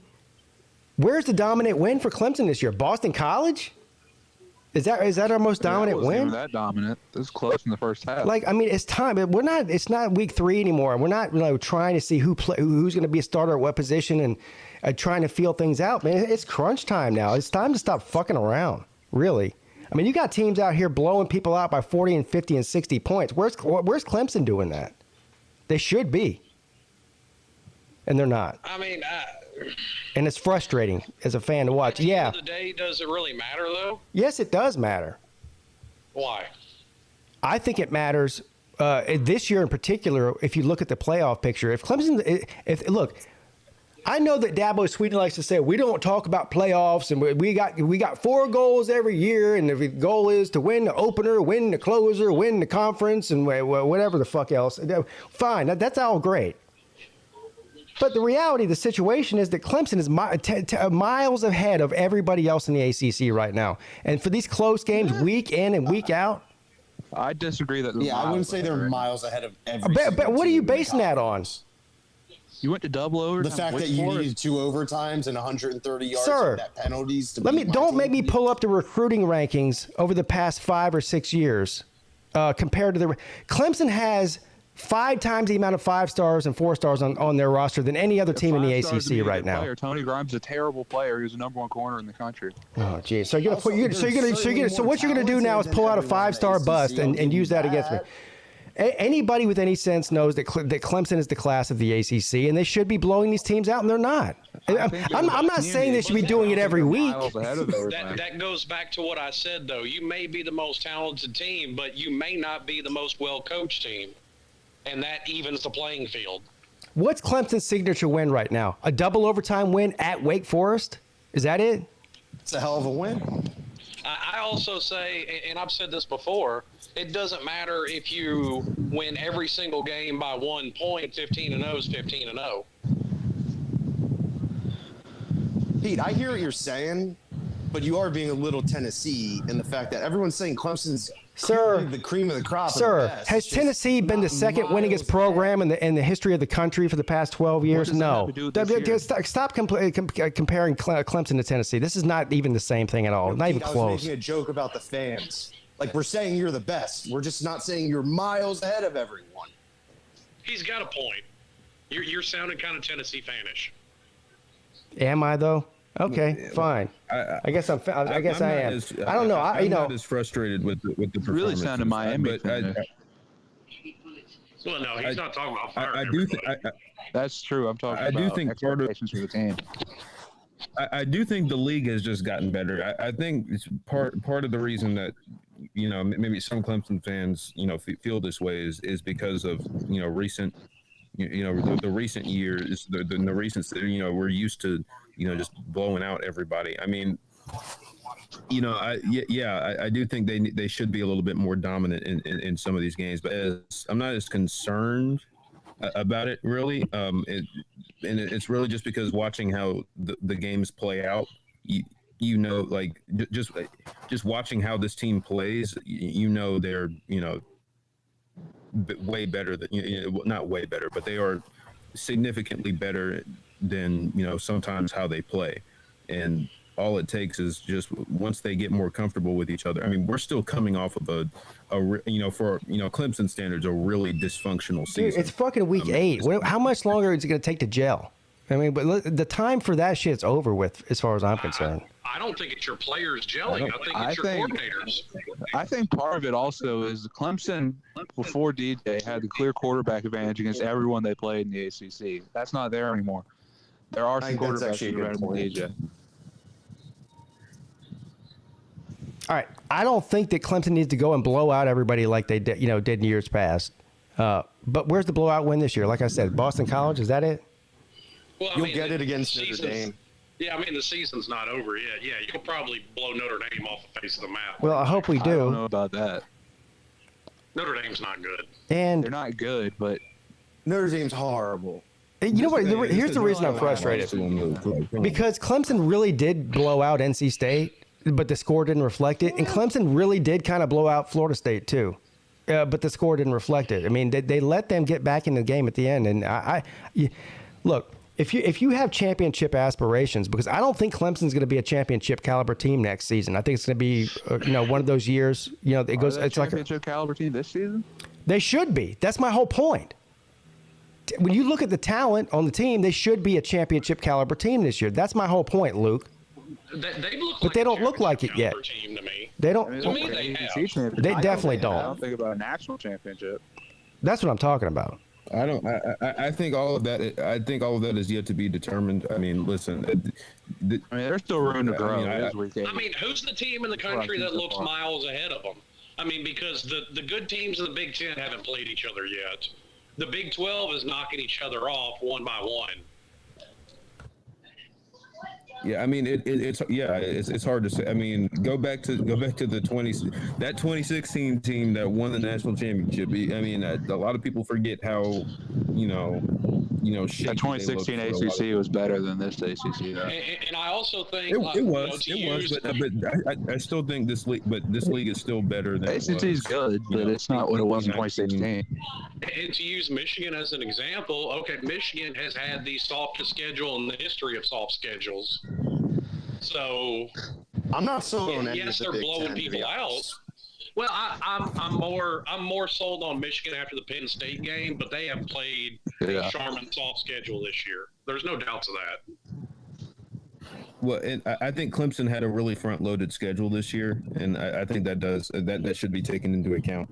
I do think that their toughest tests they've already gotten through, and I think a lot of other teams, within the national landscape, their biggest tests are yet to come, and so they've had the opportunities to have like really just impressive blowout wins.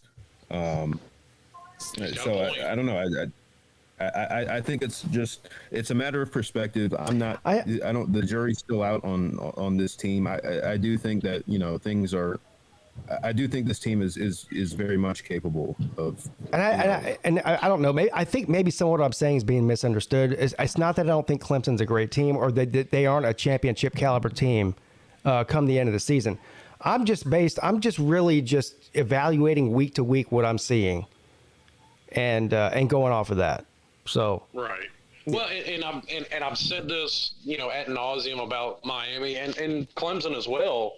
But there is something to be said for, Brent Venables being gone. And yes, I get this guy was his right-hand man for however long he was, but that's not calling plays. Right. That's completely different. It's not the same. And who's to say he gets it figured out in one season? I mean, that's something it probably took Venables a long amount of time to become the great defensive coordinator that he was. Also, Pete, I think whoever said made a good point about being front-loaded. Like, come back in a few weeks, and if it's still the case, then I'll completely agree with you. But I think you're probably going to get. Well, I mean, a few more weeks is the end of the season, so it's like I'm just like I feel like I've been patient, and I do think this team has a potential to be a dominant team, especially in the ACC. But even once we get into the postseason, I'm just not seeing. You know what it is? I feel like usually by week 8, we have seen a complete game. I don't think we've seen a complete game yet. It's one hiccup here or one bad quarter, 2 bad quarters here or there. You guys have a lot of good halves. It's not a lot. Right. I'll say this. Exactly. You want to take it in its totality. Clemson's looked more impressive so far this year than Georgia has. Totality of season. I still think that Oregon win. I don't know about that. Slim, now you're talking my language. I don't know. I would love to agree with you.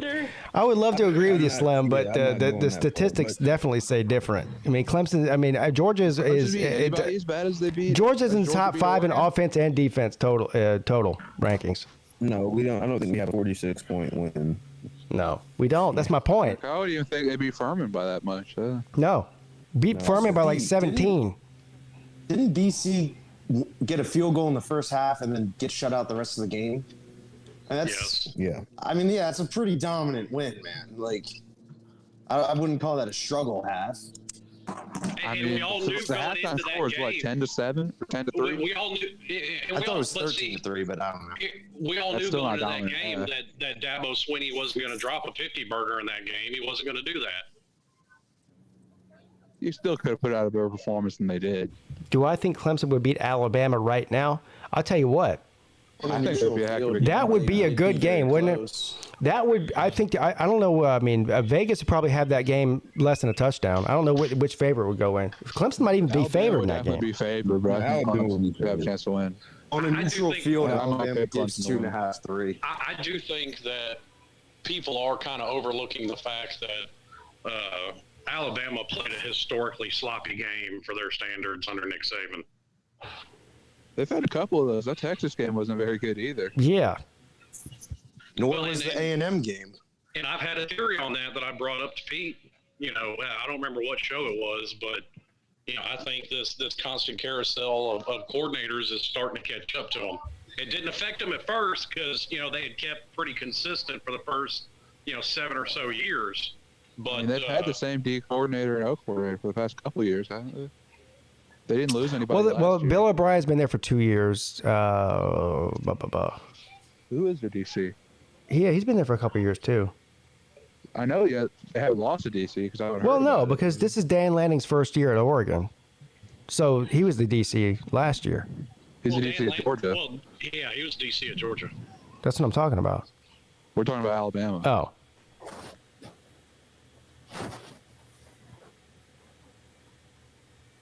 Someone in the chat, who's Alabama's D coordinator? How long has he been there?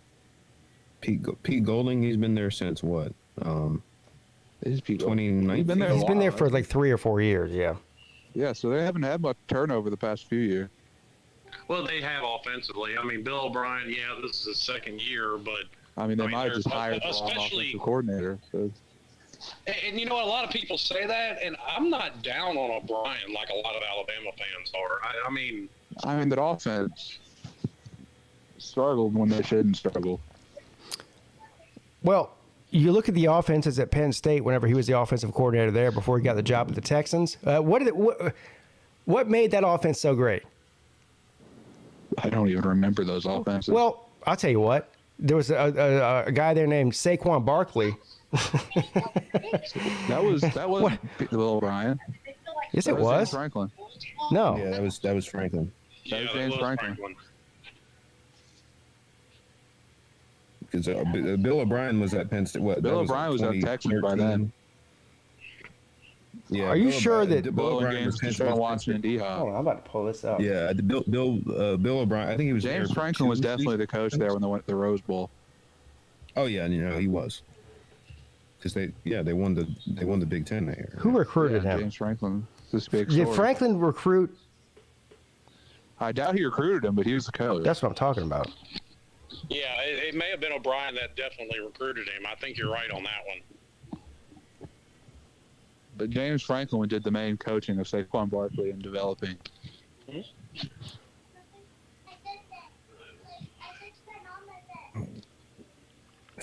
His final year was 2013 at Penn State. When was Saquon was at Penn State. That was like 2017 when Saquon was running around at Penn State. Yeah, Saquon was the class of 2015, so he probably was not. So James Franklin did recruit him. Yeah. I mean, the problems you're seeing at Alabama, to me, especially out of their offense, are some of the same problems I'm seeing at Miami. Like receivers dropping balls, that's not on the coach. That's on the guys putting in work they're on their own that they're just not doing. There's also nothing a coach can really do about dropping balls except telling the players to catch the ball. I saw a post on Twitter today of a Georgia fan that claims that Alabama has fallen off because Kirby left. I mean, their defense hasn't been what it was, but you've also kind of had a shift in football. That's right around the time where it really shifted to being more offensive How many oriented. national titles do they have since Kirby left? 2? 3? Yeah. At least 2. It's 2. Because they beat Kirby in one of them, and they won in 2020. Well, I mean, it is obvious they don't have the defenses that they used to have, but like I said, I think that's more of a change in football. Too funny. Yeah, because when Kirby was there, it was still, 3 yards in a cloud of dust. It wasn't quite that, but it wasn't like it is now. And also look at the players that were on Kirby's defenses. Yeah. Well, that was also, I think that's right when the last one they won with Kirby was right when it changed, because that's also when Nick brought in Lane Kiffin. Yeah, well, because Kirby was still there when that first Clemson Bama game. He was the D coordinator there, and in that game, and you're right. Clemson put up a ton of points that they lost, but it was a really good game.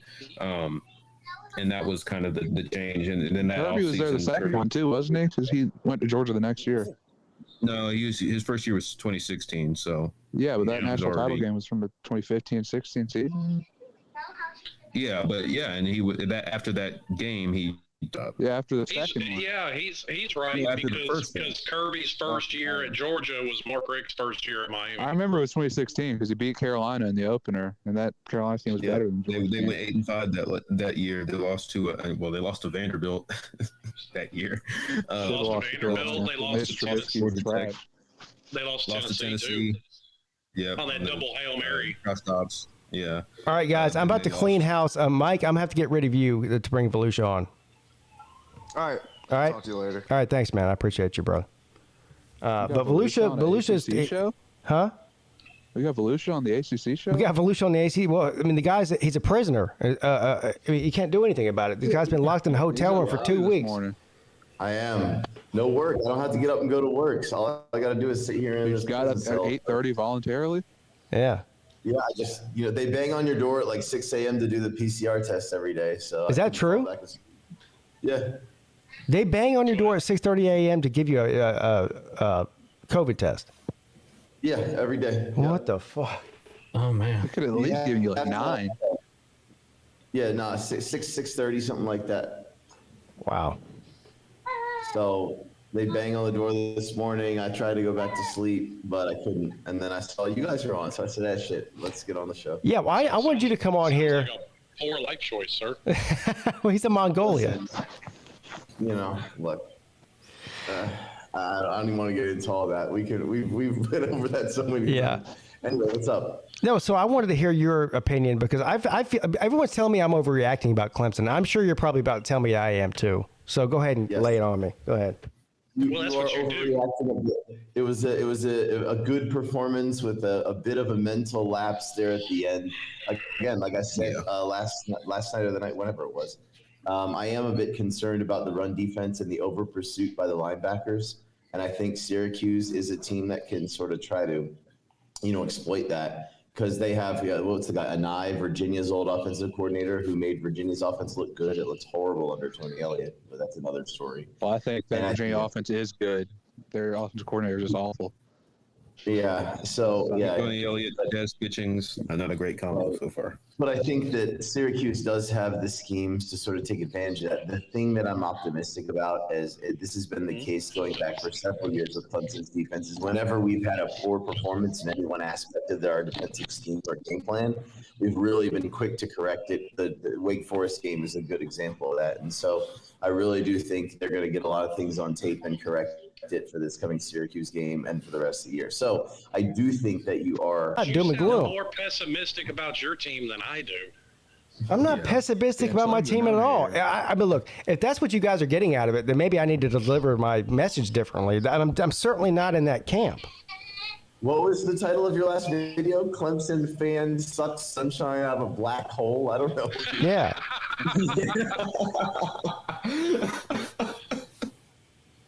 Yes. Yeah.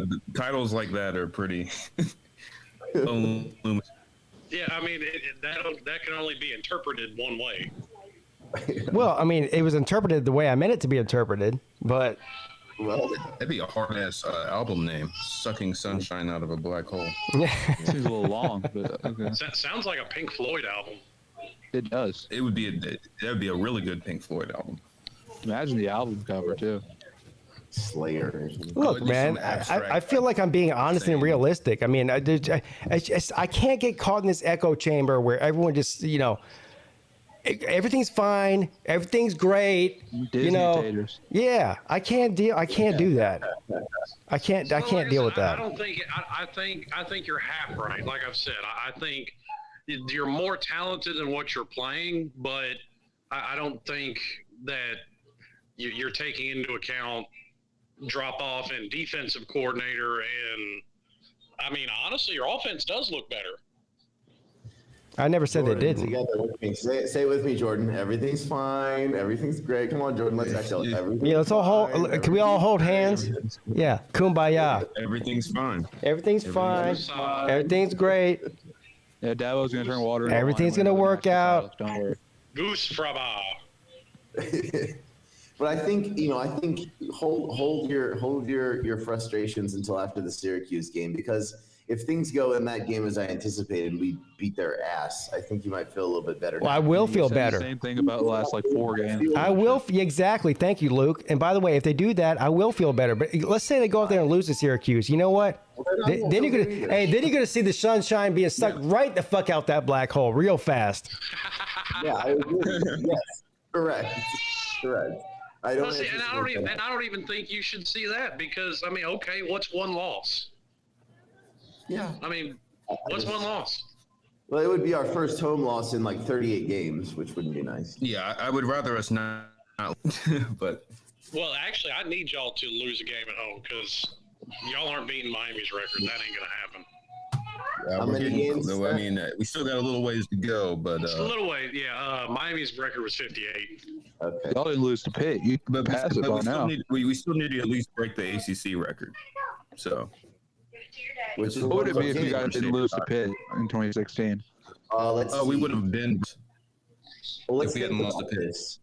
The last home loss before that game would have been, was it FSU 2013? Yep. Because our 3 So losses. we'd be on 9 years right now. Wait, no. Did we lose?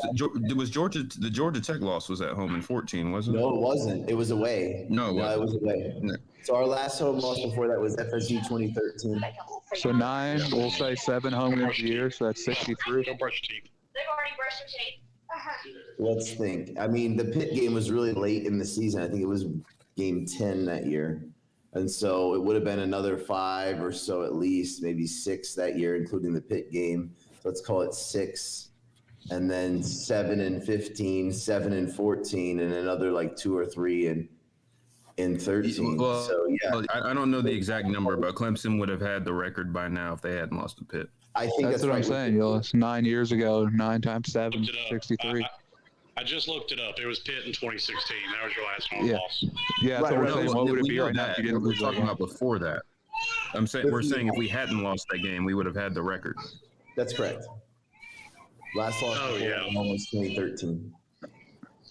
Yeah, before. Yeah, Pitt I was about to say, Florida because State.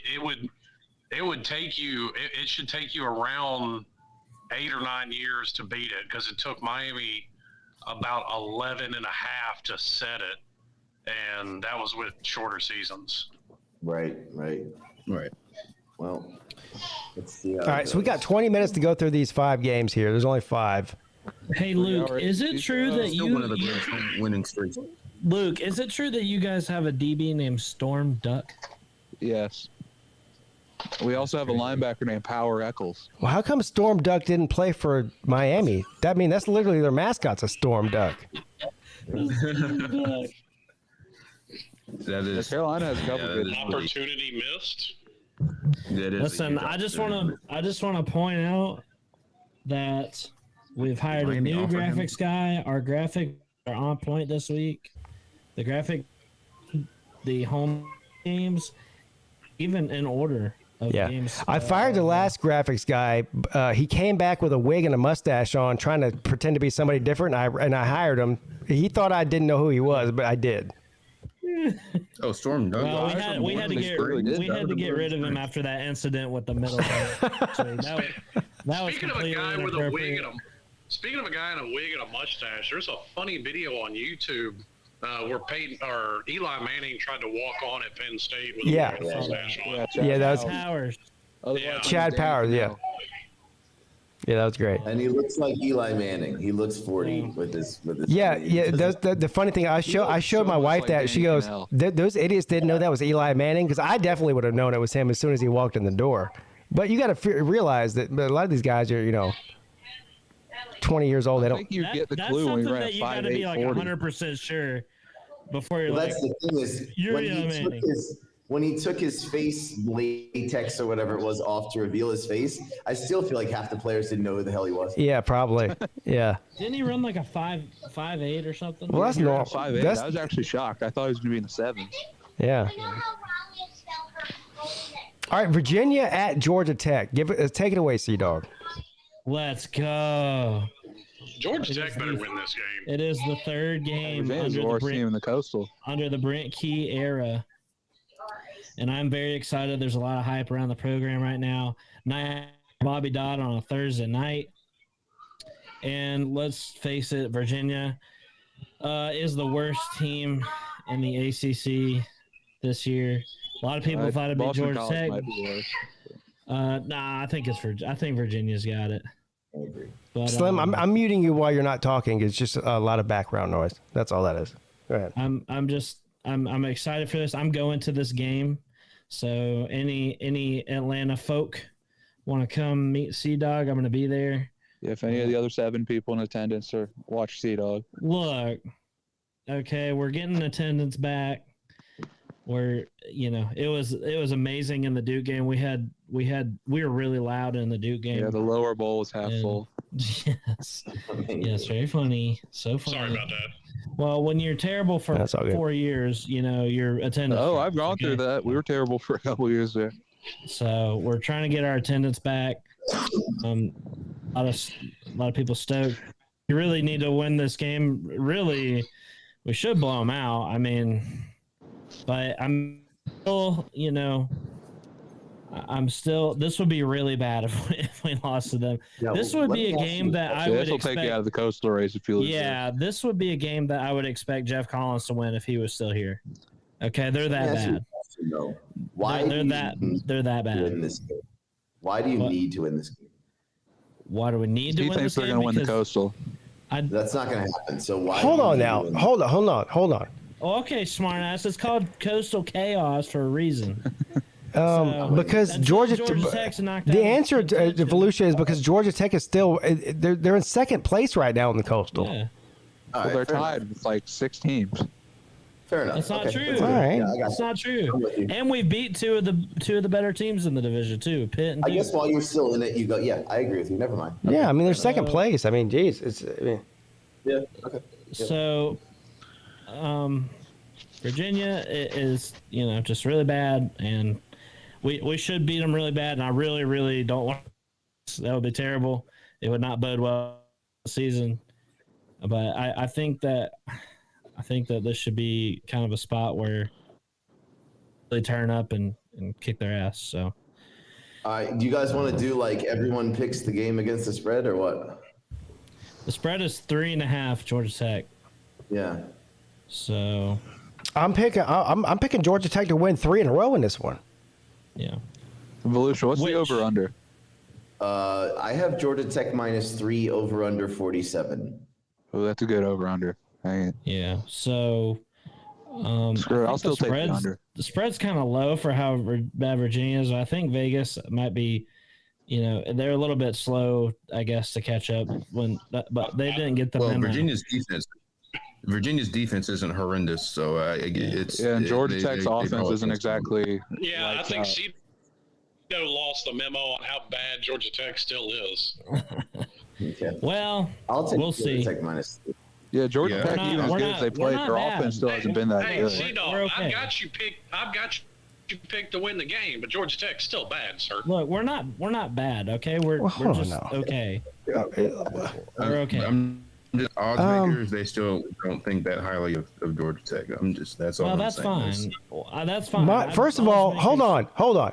Georgia Tech is 3-3. Miami's 3-3. Georgia Tech is 2-1, and Miami's 1-1 in the conference. Georgia Tech is literally better than Miami. Georgia Tech's played a tougher conference Actually, schedule from too. everything you just said, they're literally on even footing. Georgia Tech's just played more games. Yeah, we'll get to Miami in a minute. I'm telling you, from an odds making standpoint, Miami is like at least like 40 spots ahead of Georgia Tech. Yeah, for sure. Yeah, I'm about to say, we'll see where that stands at the end of the year, sir, and we can revisit that conversation. Hey, you remember how Slim? Remember how I was bitching about Clemson not blowing people out? They're gonna blow you the fuck out on November the 18th. That might be the first time they do it. Yeah. Yeah. Hey, that's fine. As long as I get out of there with that rock while everybody's kumbaya on the field, I don't give a shit. Yeah. If Miami beats Clemson, I'm going to be insufferable to you guys, by the way. And Carolina's still undefeated. Still undefeated in the conference. Me and Slim, we're going to go on the Clemson slander train. Yeah. So, anyway, I hope we kick their ass. I'm not going to expect us to just get an easy win because I'm still cautiously optimistic, but we have a chance here to win, to get our fourth win, which we haven't done, and we haven't won more than 3 games. I think it'd be pretty funny if Georgia Tech lost out. So that would suck if we did that. Brent Key has a chance here to, have our best record in 4 years and also match Jeff Collins' record, 3 matches win total. So hopefully for that. And hopefully go Jackets, beat the Who's. This was a game that I thought we had no chance of winning because I thought Virginia's offense would be a lot better and our defense would be a lot worse. But apparently Tony Elliott's terrible. Imagine this. Brent Key is about to win more regular season games than Jeff Collins did in 3 years. Well, technically, Jeff Collins, this would be Brent Key's third win. I'm not streaming the game. I'm going to be Jeff at Collins the game. gets the Western Carolina game. That is sad. So here's is Jeff Collins going to be working for Nick Saban in the broom closet? What's going on with him? Look, I think he'd probably do better than Pete Golding. So Jeff Collins, defensive or offensive guy? He's a defense guy, which I know you can't Georgia tell. Tech was so bad at everything while he was there, I couldn't tell. I know. Yeah, he really. Well, he's left, and we've immediately proved in every single aspect of the game. It's absolutely insane what I've witnessed these past 2 weeks. Just everything possible, everything we have improved. It sounds like he should be the head coach then. That is fake news, Brent. He says the Coastal is the worst division in the country. No, you haven't been paying attention. The Big Ten West is the worst division in the country. Yeah, Coastal would not for the Big Ten West. Yeah, they're battling it out. Carolina would beat the shit out of Illinois. Yeah. So I don't know. I'm not going to be. We put 50 on them. That's for sure. They might put 30 on us, but we'll put 50 on them. Maybe. Maybe. Yeah. So wait, hold on. Let me. Okay. Well, Illinois would actually on a neutral field. Illinois would be favored by 3. That's bullshit. But I need the singer. Oh, prison breakfast is here. Sweet. You want to go to the next game? That's what the numbers I'm looking at are telling me. Who is Illinois beating that would prove that they're better than Carolina? Minnesota? Who has Illinois played? Illinois power rated as a top 30 team. Actually, doesn't Illinois have like the best defense in the country statistically? No, James Madison does. Is there somebody inside of a wind tunnel? What does that sound? Somebody's breathing in their microphone. I think it's Luke, actually. Is it me? We pissed him off. He's mouth breathing. I'm trying to cover up my phone. It's getting breezy all year. No.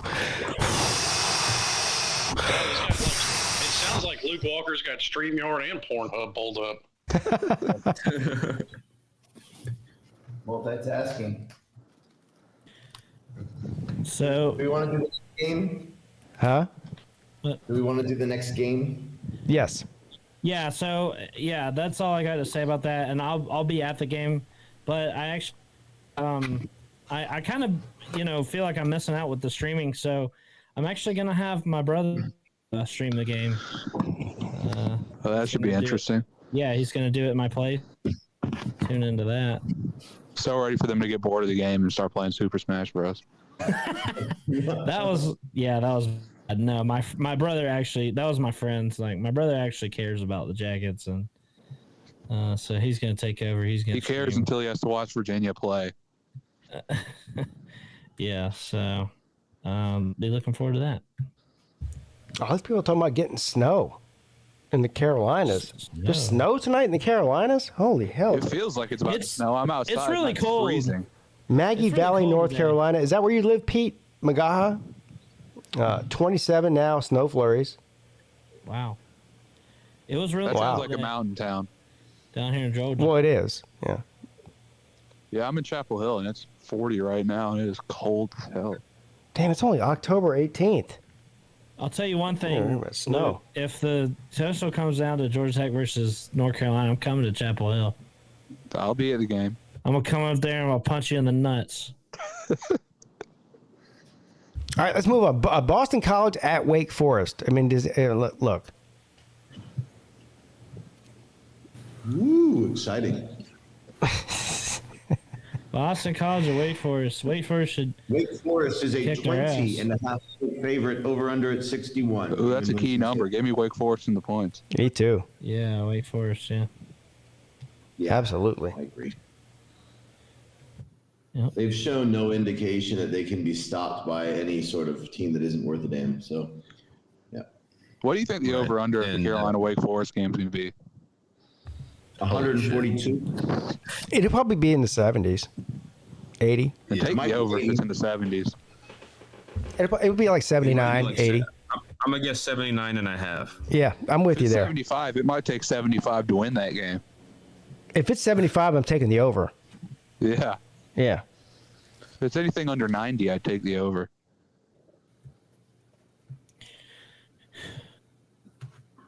Yeah, I think I'll take Wake Forest in this one. Who would be favored in that game? Wake. Everyone's taking Wake. Wake by 2 or 3. Who I think it's I think Wake on a neutral field, Wake by 2 or 3. Wait, where's it at this year? It's at Wake. It's at Wake, yeah. It's in Yeah, the graphics guy actually put at on there this time. Yeah. Yeah. The new graphics guy's got it all worked out. I told him, I said, look, the last guy, we didn't know if they were home or away. He was doing different shit each week. I said, you got to put the ad in there. The old guy put middle fingers on. You also Yeah, gotta middle factor finger. in that Carolina's going to have more fans there than Wake Forest will. Yeah. No, Wake is used to that. Yeah, I think we all agree. Wake Forest wins and covers. Pittsburgh at Louisville. I mean, Louisville, man, Is Malik Cunningham playing? that's a good I question. don't think so. I think he's out for the season. No, he's not. favored. So, No, he's not out for Hey, the I season. thought I heard it was. No. Devin Lear. Yeah, well, I think actually- people were saying I the think he Kansas might quarterback was out for the year too, and he said that was news to him. So Yeah, he said that was false. Well, yeah. I've literally never heard any report that Malik Cunningham was out for. I Yeah, thought I I heard haven't it either. somewhere. Maybe I'm tripping. So Louisville was favored by 1 yesterday and now by 2.5. So the money's on What? Louisville. Why are they Louisville favored? What? that's a Vegas knows stinky something. Give me line. Louisville. That's a stinky line. What? Hold on. Let me check. Vegas. this. Jordan knows doesn't something. like Give the me smell of that Louisville. line. He says it's They know stinky. something. Stupid. I had a Pitt fan leave me a couple comments No, today. yeah. Malik Cunningham had a concussion. He'll play. It's a I trap. had He's probably. That is He's that probably is gonna play. crazy. Play the stinger. It's a trap. It that's sounds Lou Stinger, I think. Yeah, I don't have a trap. I had a Oh, I thought it was yours. Pitt fan claiming to me today that they were gonna win out and win the Coastal. Well, they got Was it, at John- North was it Carolina John next Waffle, week, or so was that's it- gonna be Well, tough. Pitt's got a guaranteed loss left on their schedule. Yeah, at North Carolina's a guaranteed loss. Was that Talk is Pitt or the Waffle Man? And they got It two was guaranteed not points. either of them, actually. Oh. It was another delusional Pitt fan. All right, gotcha. Maybe I've seen him before. The night game in Chapel Hill next week too. Ooh. Although, considering this Louisville game, it's at Louisville, so Pitt they think Pitt is the better team, but Louisville's getting 2.5, 3 points for home field advantage, slightly. So they think they're even. Yeah, it's probably close to a pick on a neutral field. Right. But But like I said yesterday, it was a 1-point spread, and now it's gone up. I don't I think know. people are picking against Pitt. I mean, against Pitt. Yeah. What concerns me about Pitt is first of all, the offense is really inconsistent, and defensively they haven't. We thought that was going to be a strength for them, and they haven't really been that great. Well, I think their offense. I think part of the problem is they're kind of beat up. I mean, for whatever reason, they've gotten into some wars this year. Yeah. Yeah, they have. Yeah, that West Virginia one's looking worse and worse. Back-to-back overtime games to start the season. Maybe it's just that, as Lou would say, they're not any good. We ain't no good. Yeah, they're not a playoff team in that. Not a playoff team in that. All right, let's move on to the marquee matchup in the ACC this week. The two undefeated Atlantic Division teams, Orange Syracuse. Bowl, let's go. The Orange Bowl, yeah. The fight for the first place, right? In the ACC, really, well, definitely in the Atlantic, in the ACC as well. Technically, yeah. I have It's not because Carolina's undefeated in the ACC. Okay. All right. I think I've said all I need to say on this. Somebody else take it away, because look, this what's the spread on this game? Is it 10 points? 13 and a half?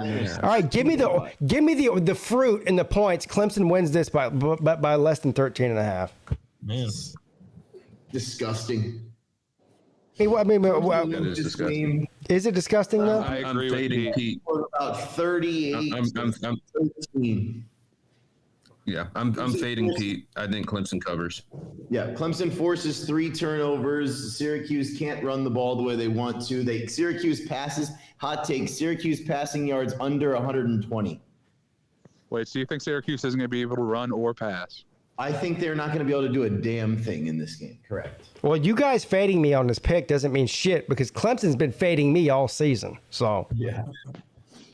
Clemson's covered their last 3 games, so They want you to take Clemson with that line, don't they? They do. They had small spreads the last few games. I don't know about that, because I know some people that thought the line was going to be smaller. So here's the thing about Syracuse, okay? So they've got Garrett Schrader as their quarterback and Sean Tucker as their running back. But this season, They have a good defense.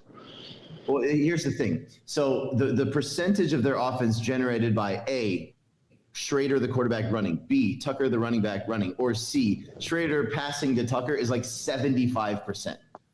Like, they have nobody. Like, they have the quarterback, the running back, and then they have one receiver that gets the ball every now and then, and that's it. And so I really don't think that's a recipe for success against Clemson's defense.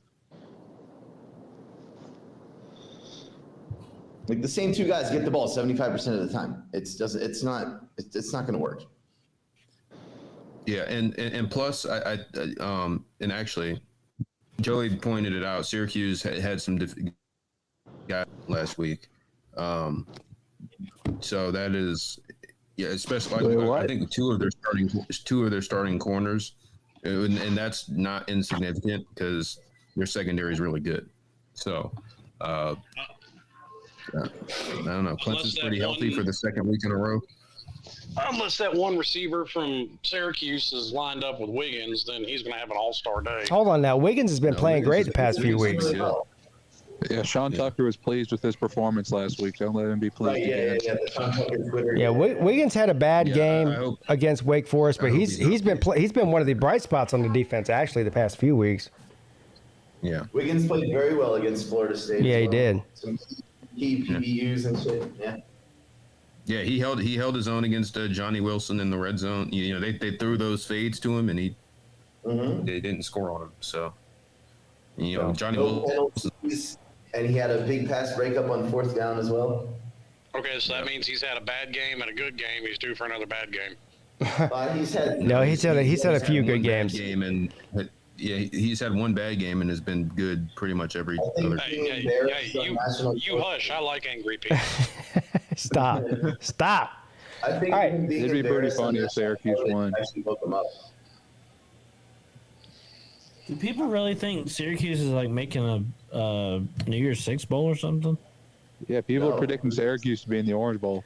I mean, I think they're getting a little carried away with that. I don't know about that, but I'll say this. I think Tennessee. I think there might be like the 4th best team in the ACC. I think Tennessee versus Syracuse in the Orange Bowl needs to happen.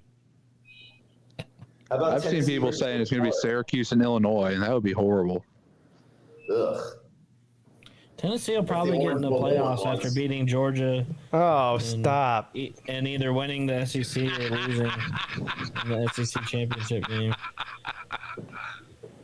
We're not going down. Look, we don't have this 9 o'clock. We don't have enough time to go down that road. All right, we'll do that tomorrow on the midday show. Okay, I promise. Add Tennessee to Sea Dogs list of teams. But last and not least, Duke at Miami. Now, marquee matchup. The mental gymnastics that are going on to try to convince me that Duke is a good team it's great. It's like, okay, are they terrible? No, they're not terrible. Are they better than we thought they were going to be with a new head coach? Yeah, they're better than. But this whole thing that Duke is like a legitimate football team is silly. And so, are you gonna be convinced if they go down and kick Miami's ass this weekend? Huh? Was Kansas a legitimate football team, Pete? Before the quarterback got hurt. What does that have to do with anything? Kansas beat Duke. Yes, it was a close competitive game. A close competitive game by 2 bad teams. That's great. Good for you. So Kansas is a bad team. Kansas is all right.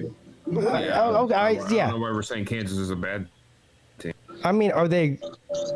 It's still Kansas. Let's hold on now. Matter. Is Missouri a bad team? Yes, they are. Yes. Yes. Are you gonna? What are you gonna think when they go down and beat Miami? Y'all are once again. Y'all are trying to put the transitive property in place, and it doesn't work.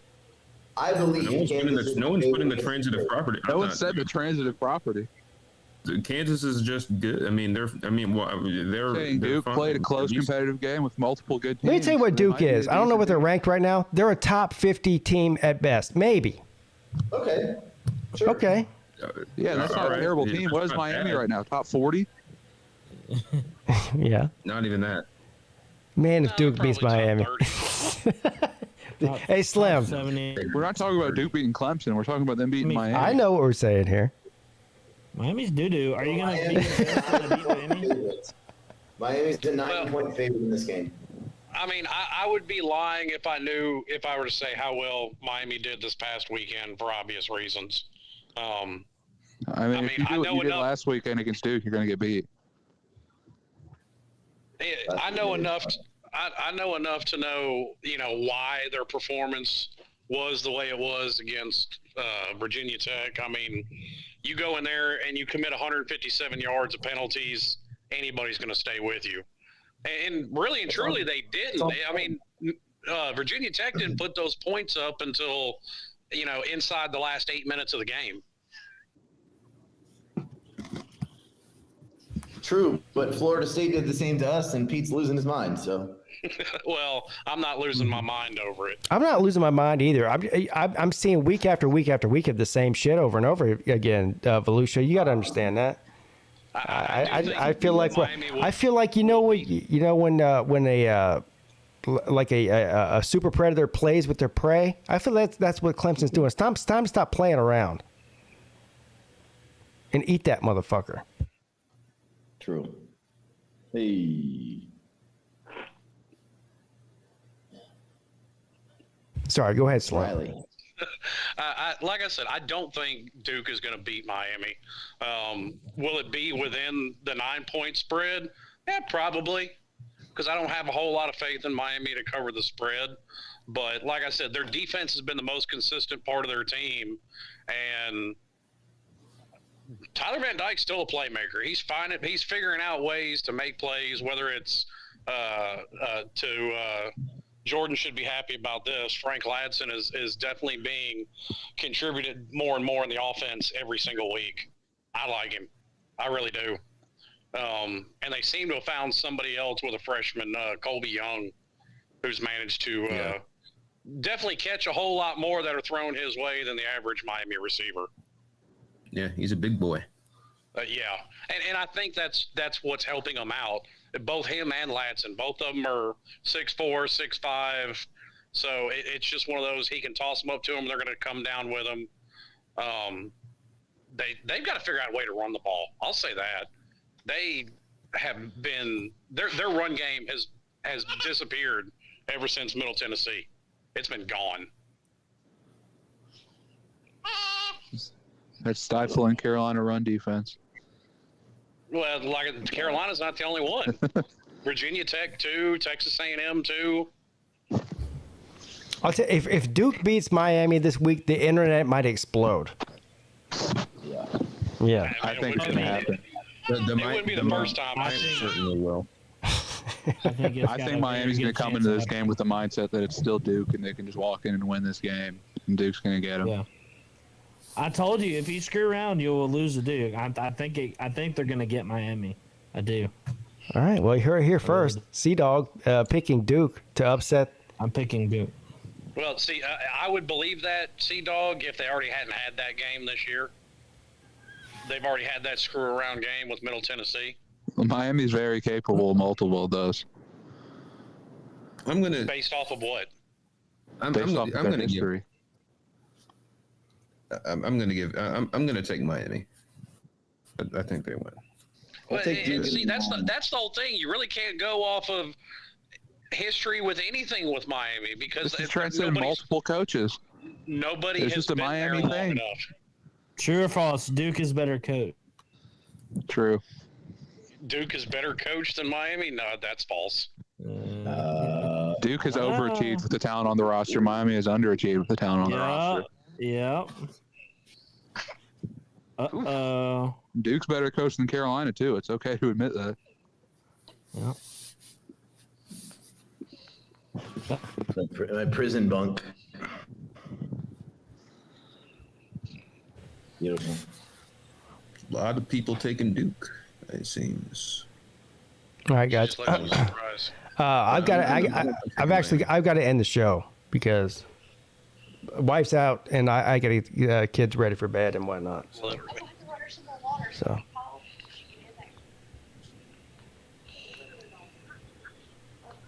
Let's see what we got here. Well, we got Luke Walker. Thank you for stopping in and proving to us that you don't know how to do math in North Carolina and that you're still in a race in the Coastal. We appreciate you letting us know that. Sure. Oh, he said something.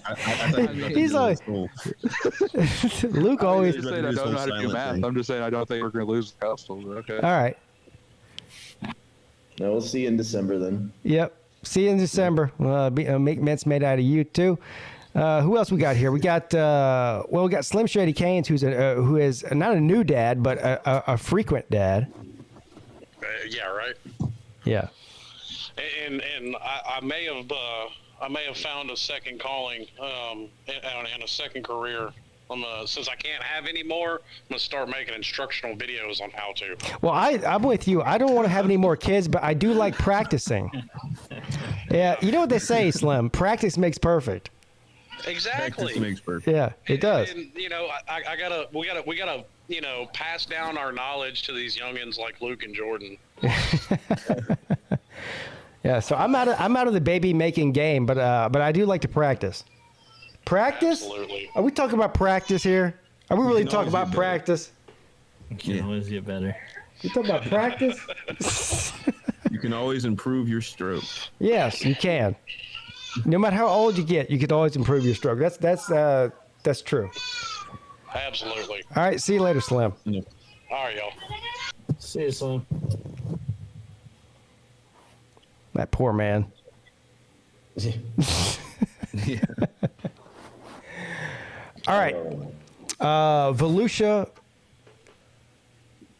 I disagree with you on the state of, a salute to you too, sir. I disagree with you with the state of the Clemson football team this year, but we can agree to disagree. I still love you. And so give us an update. When are you getting back home? You said 23rd? Is that when you? Yeah, it's pushed back to the 23rd. There are a number of other logistical issues related to that, but let's hope that we get back to Shanghai on the 23rd. Fingers crossed.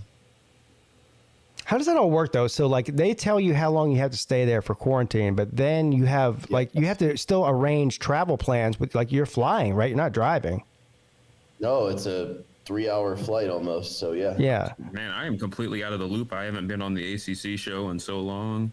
Yeah. Not the ACC show, the midday show. Well, Volusia went to vacation for like 5 days. He ended up staying there 3 weeks, basically. How many weeks is it? Like 2 weeks? Yeah, so we got here on the 3rd of October. We were meant to leave on the 9th, got locked in on the 8th, and now we've been in quarantine for 12 days now. Yeah. So yeah, we got to get a flight back. The flights recently have been canceled, so they're like that's one of the issues. The other one is public transportation is suspended, as is ride sharing, which is Uber. We call it Didi here, but it's Uber. Yeah, right. That's suspended. So we got to figure out how the hell we're going to get to the airport.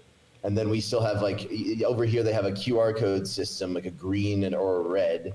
And you basically have to be green to get anywhere. We're still red, so we're trying to figure out how to get it switched back to green. So once we're let out, we can actually get somewhere. It's a whole bunch of fucking bullshit. That sounds like a nightmare, dude.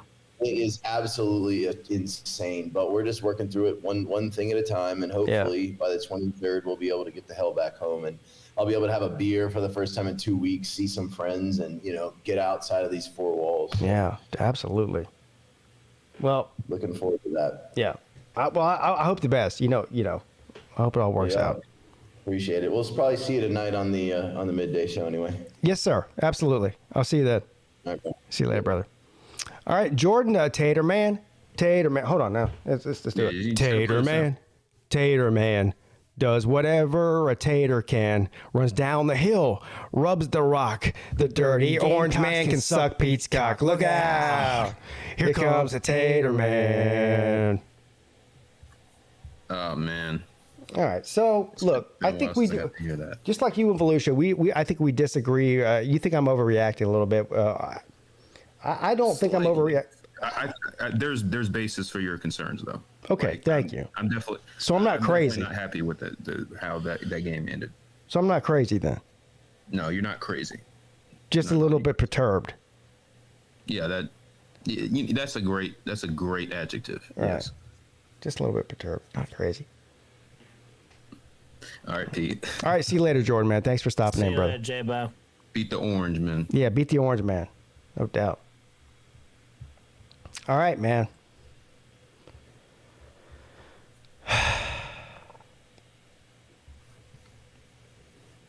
Whoa. Another ACC show come and gone. Midday show. Huh? You got YouTube pulled. You got YouTube. No, I've got you on there. You're not on there though. You got me on there.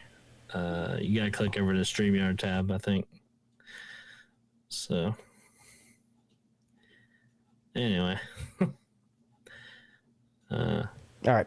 Anyway, thanks everybody for joining us. Anything you want to promote, Sea-Dog, while we're doing that? Yeah, just be on the lookout. Got if I can beg and plead Wahoo Brad to do a game preview with me, I will. I've been asking him for so long. He won't do it.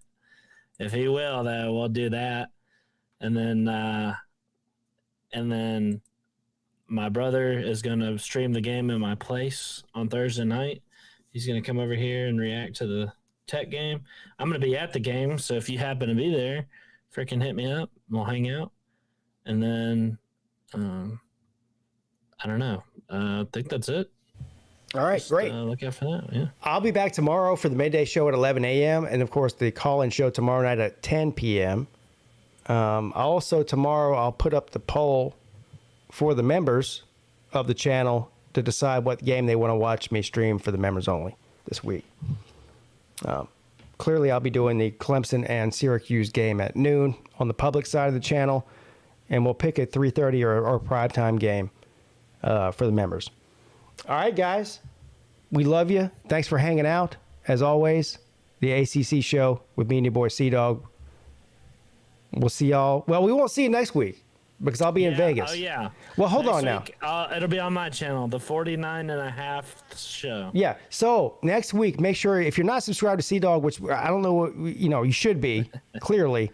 But if you're not, make sure you subscribe to him because he'll be doing the ACC show without me next week for the 49.5 episode of the ACC show. It's exciting times for the ACC show. We got new graphics guy. Yes. And everything. So we're pretty stoked. Absolutely.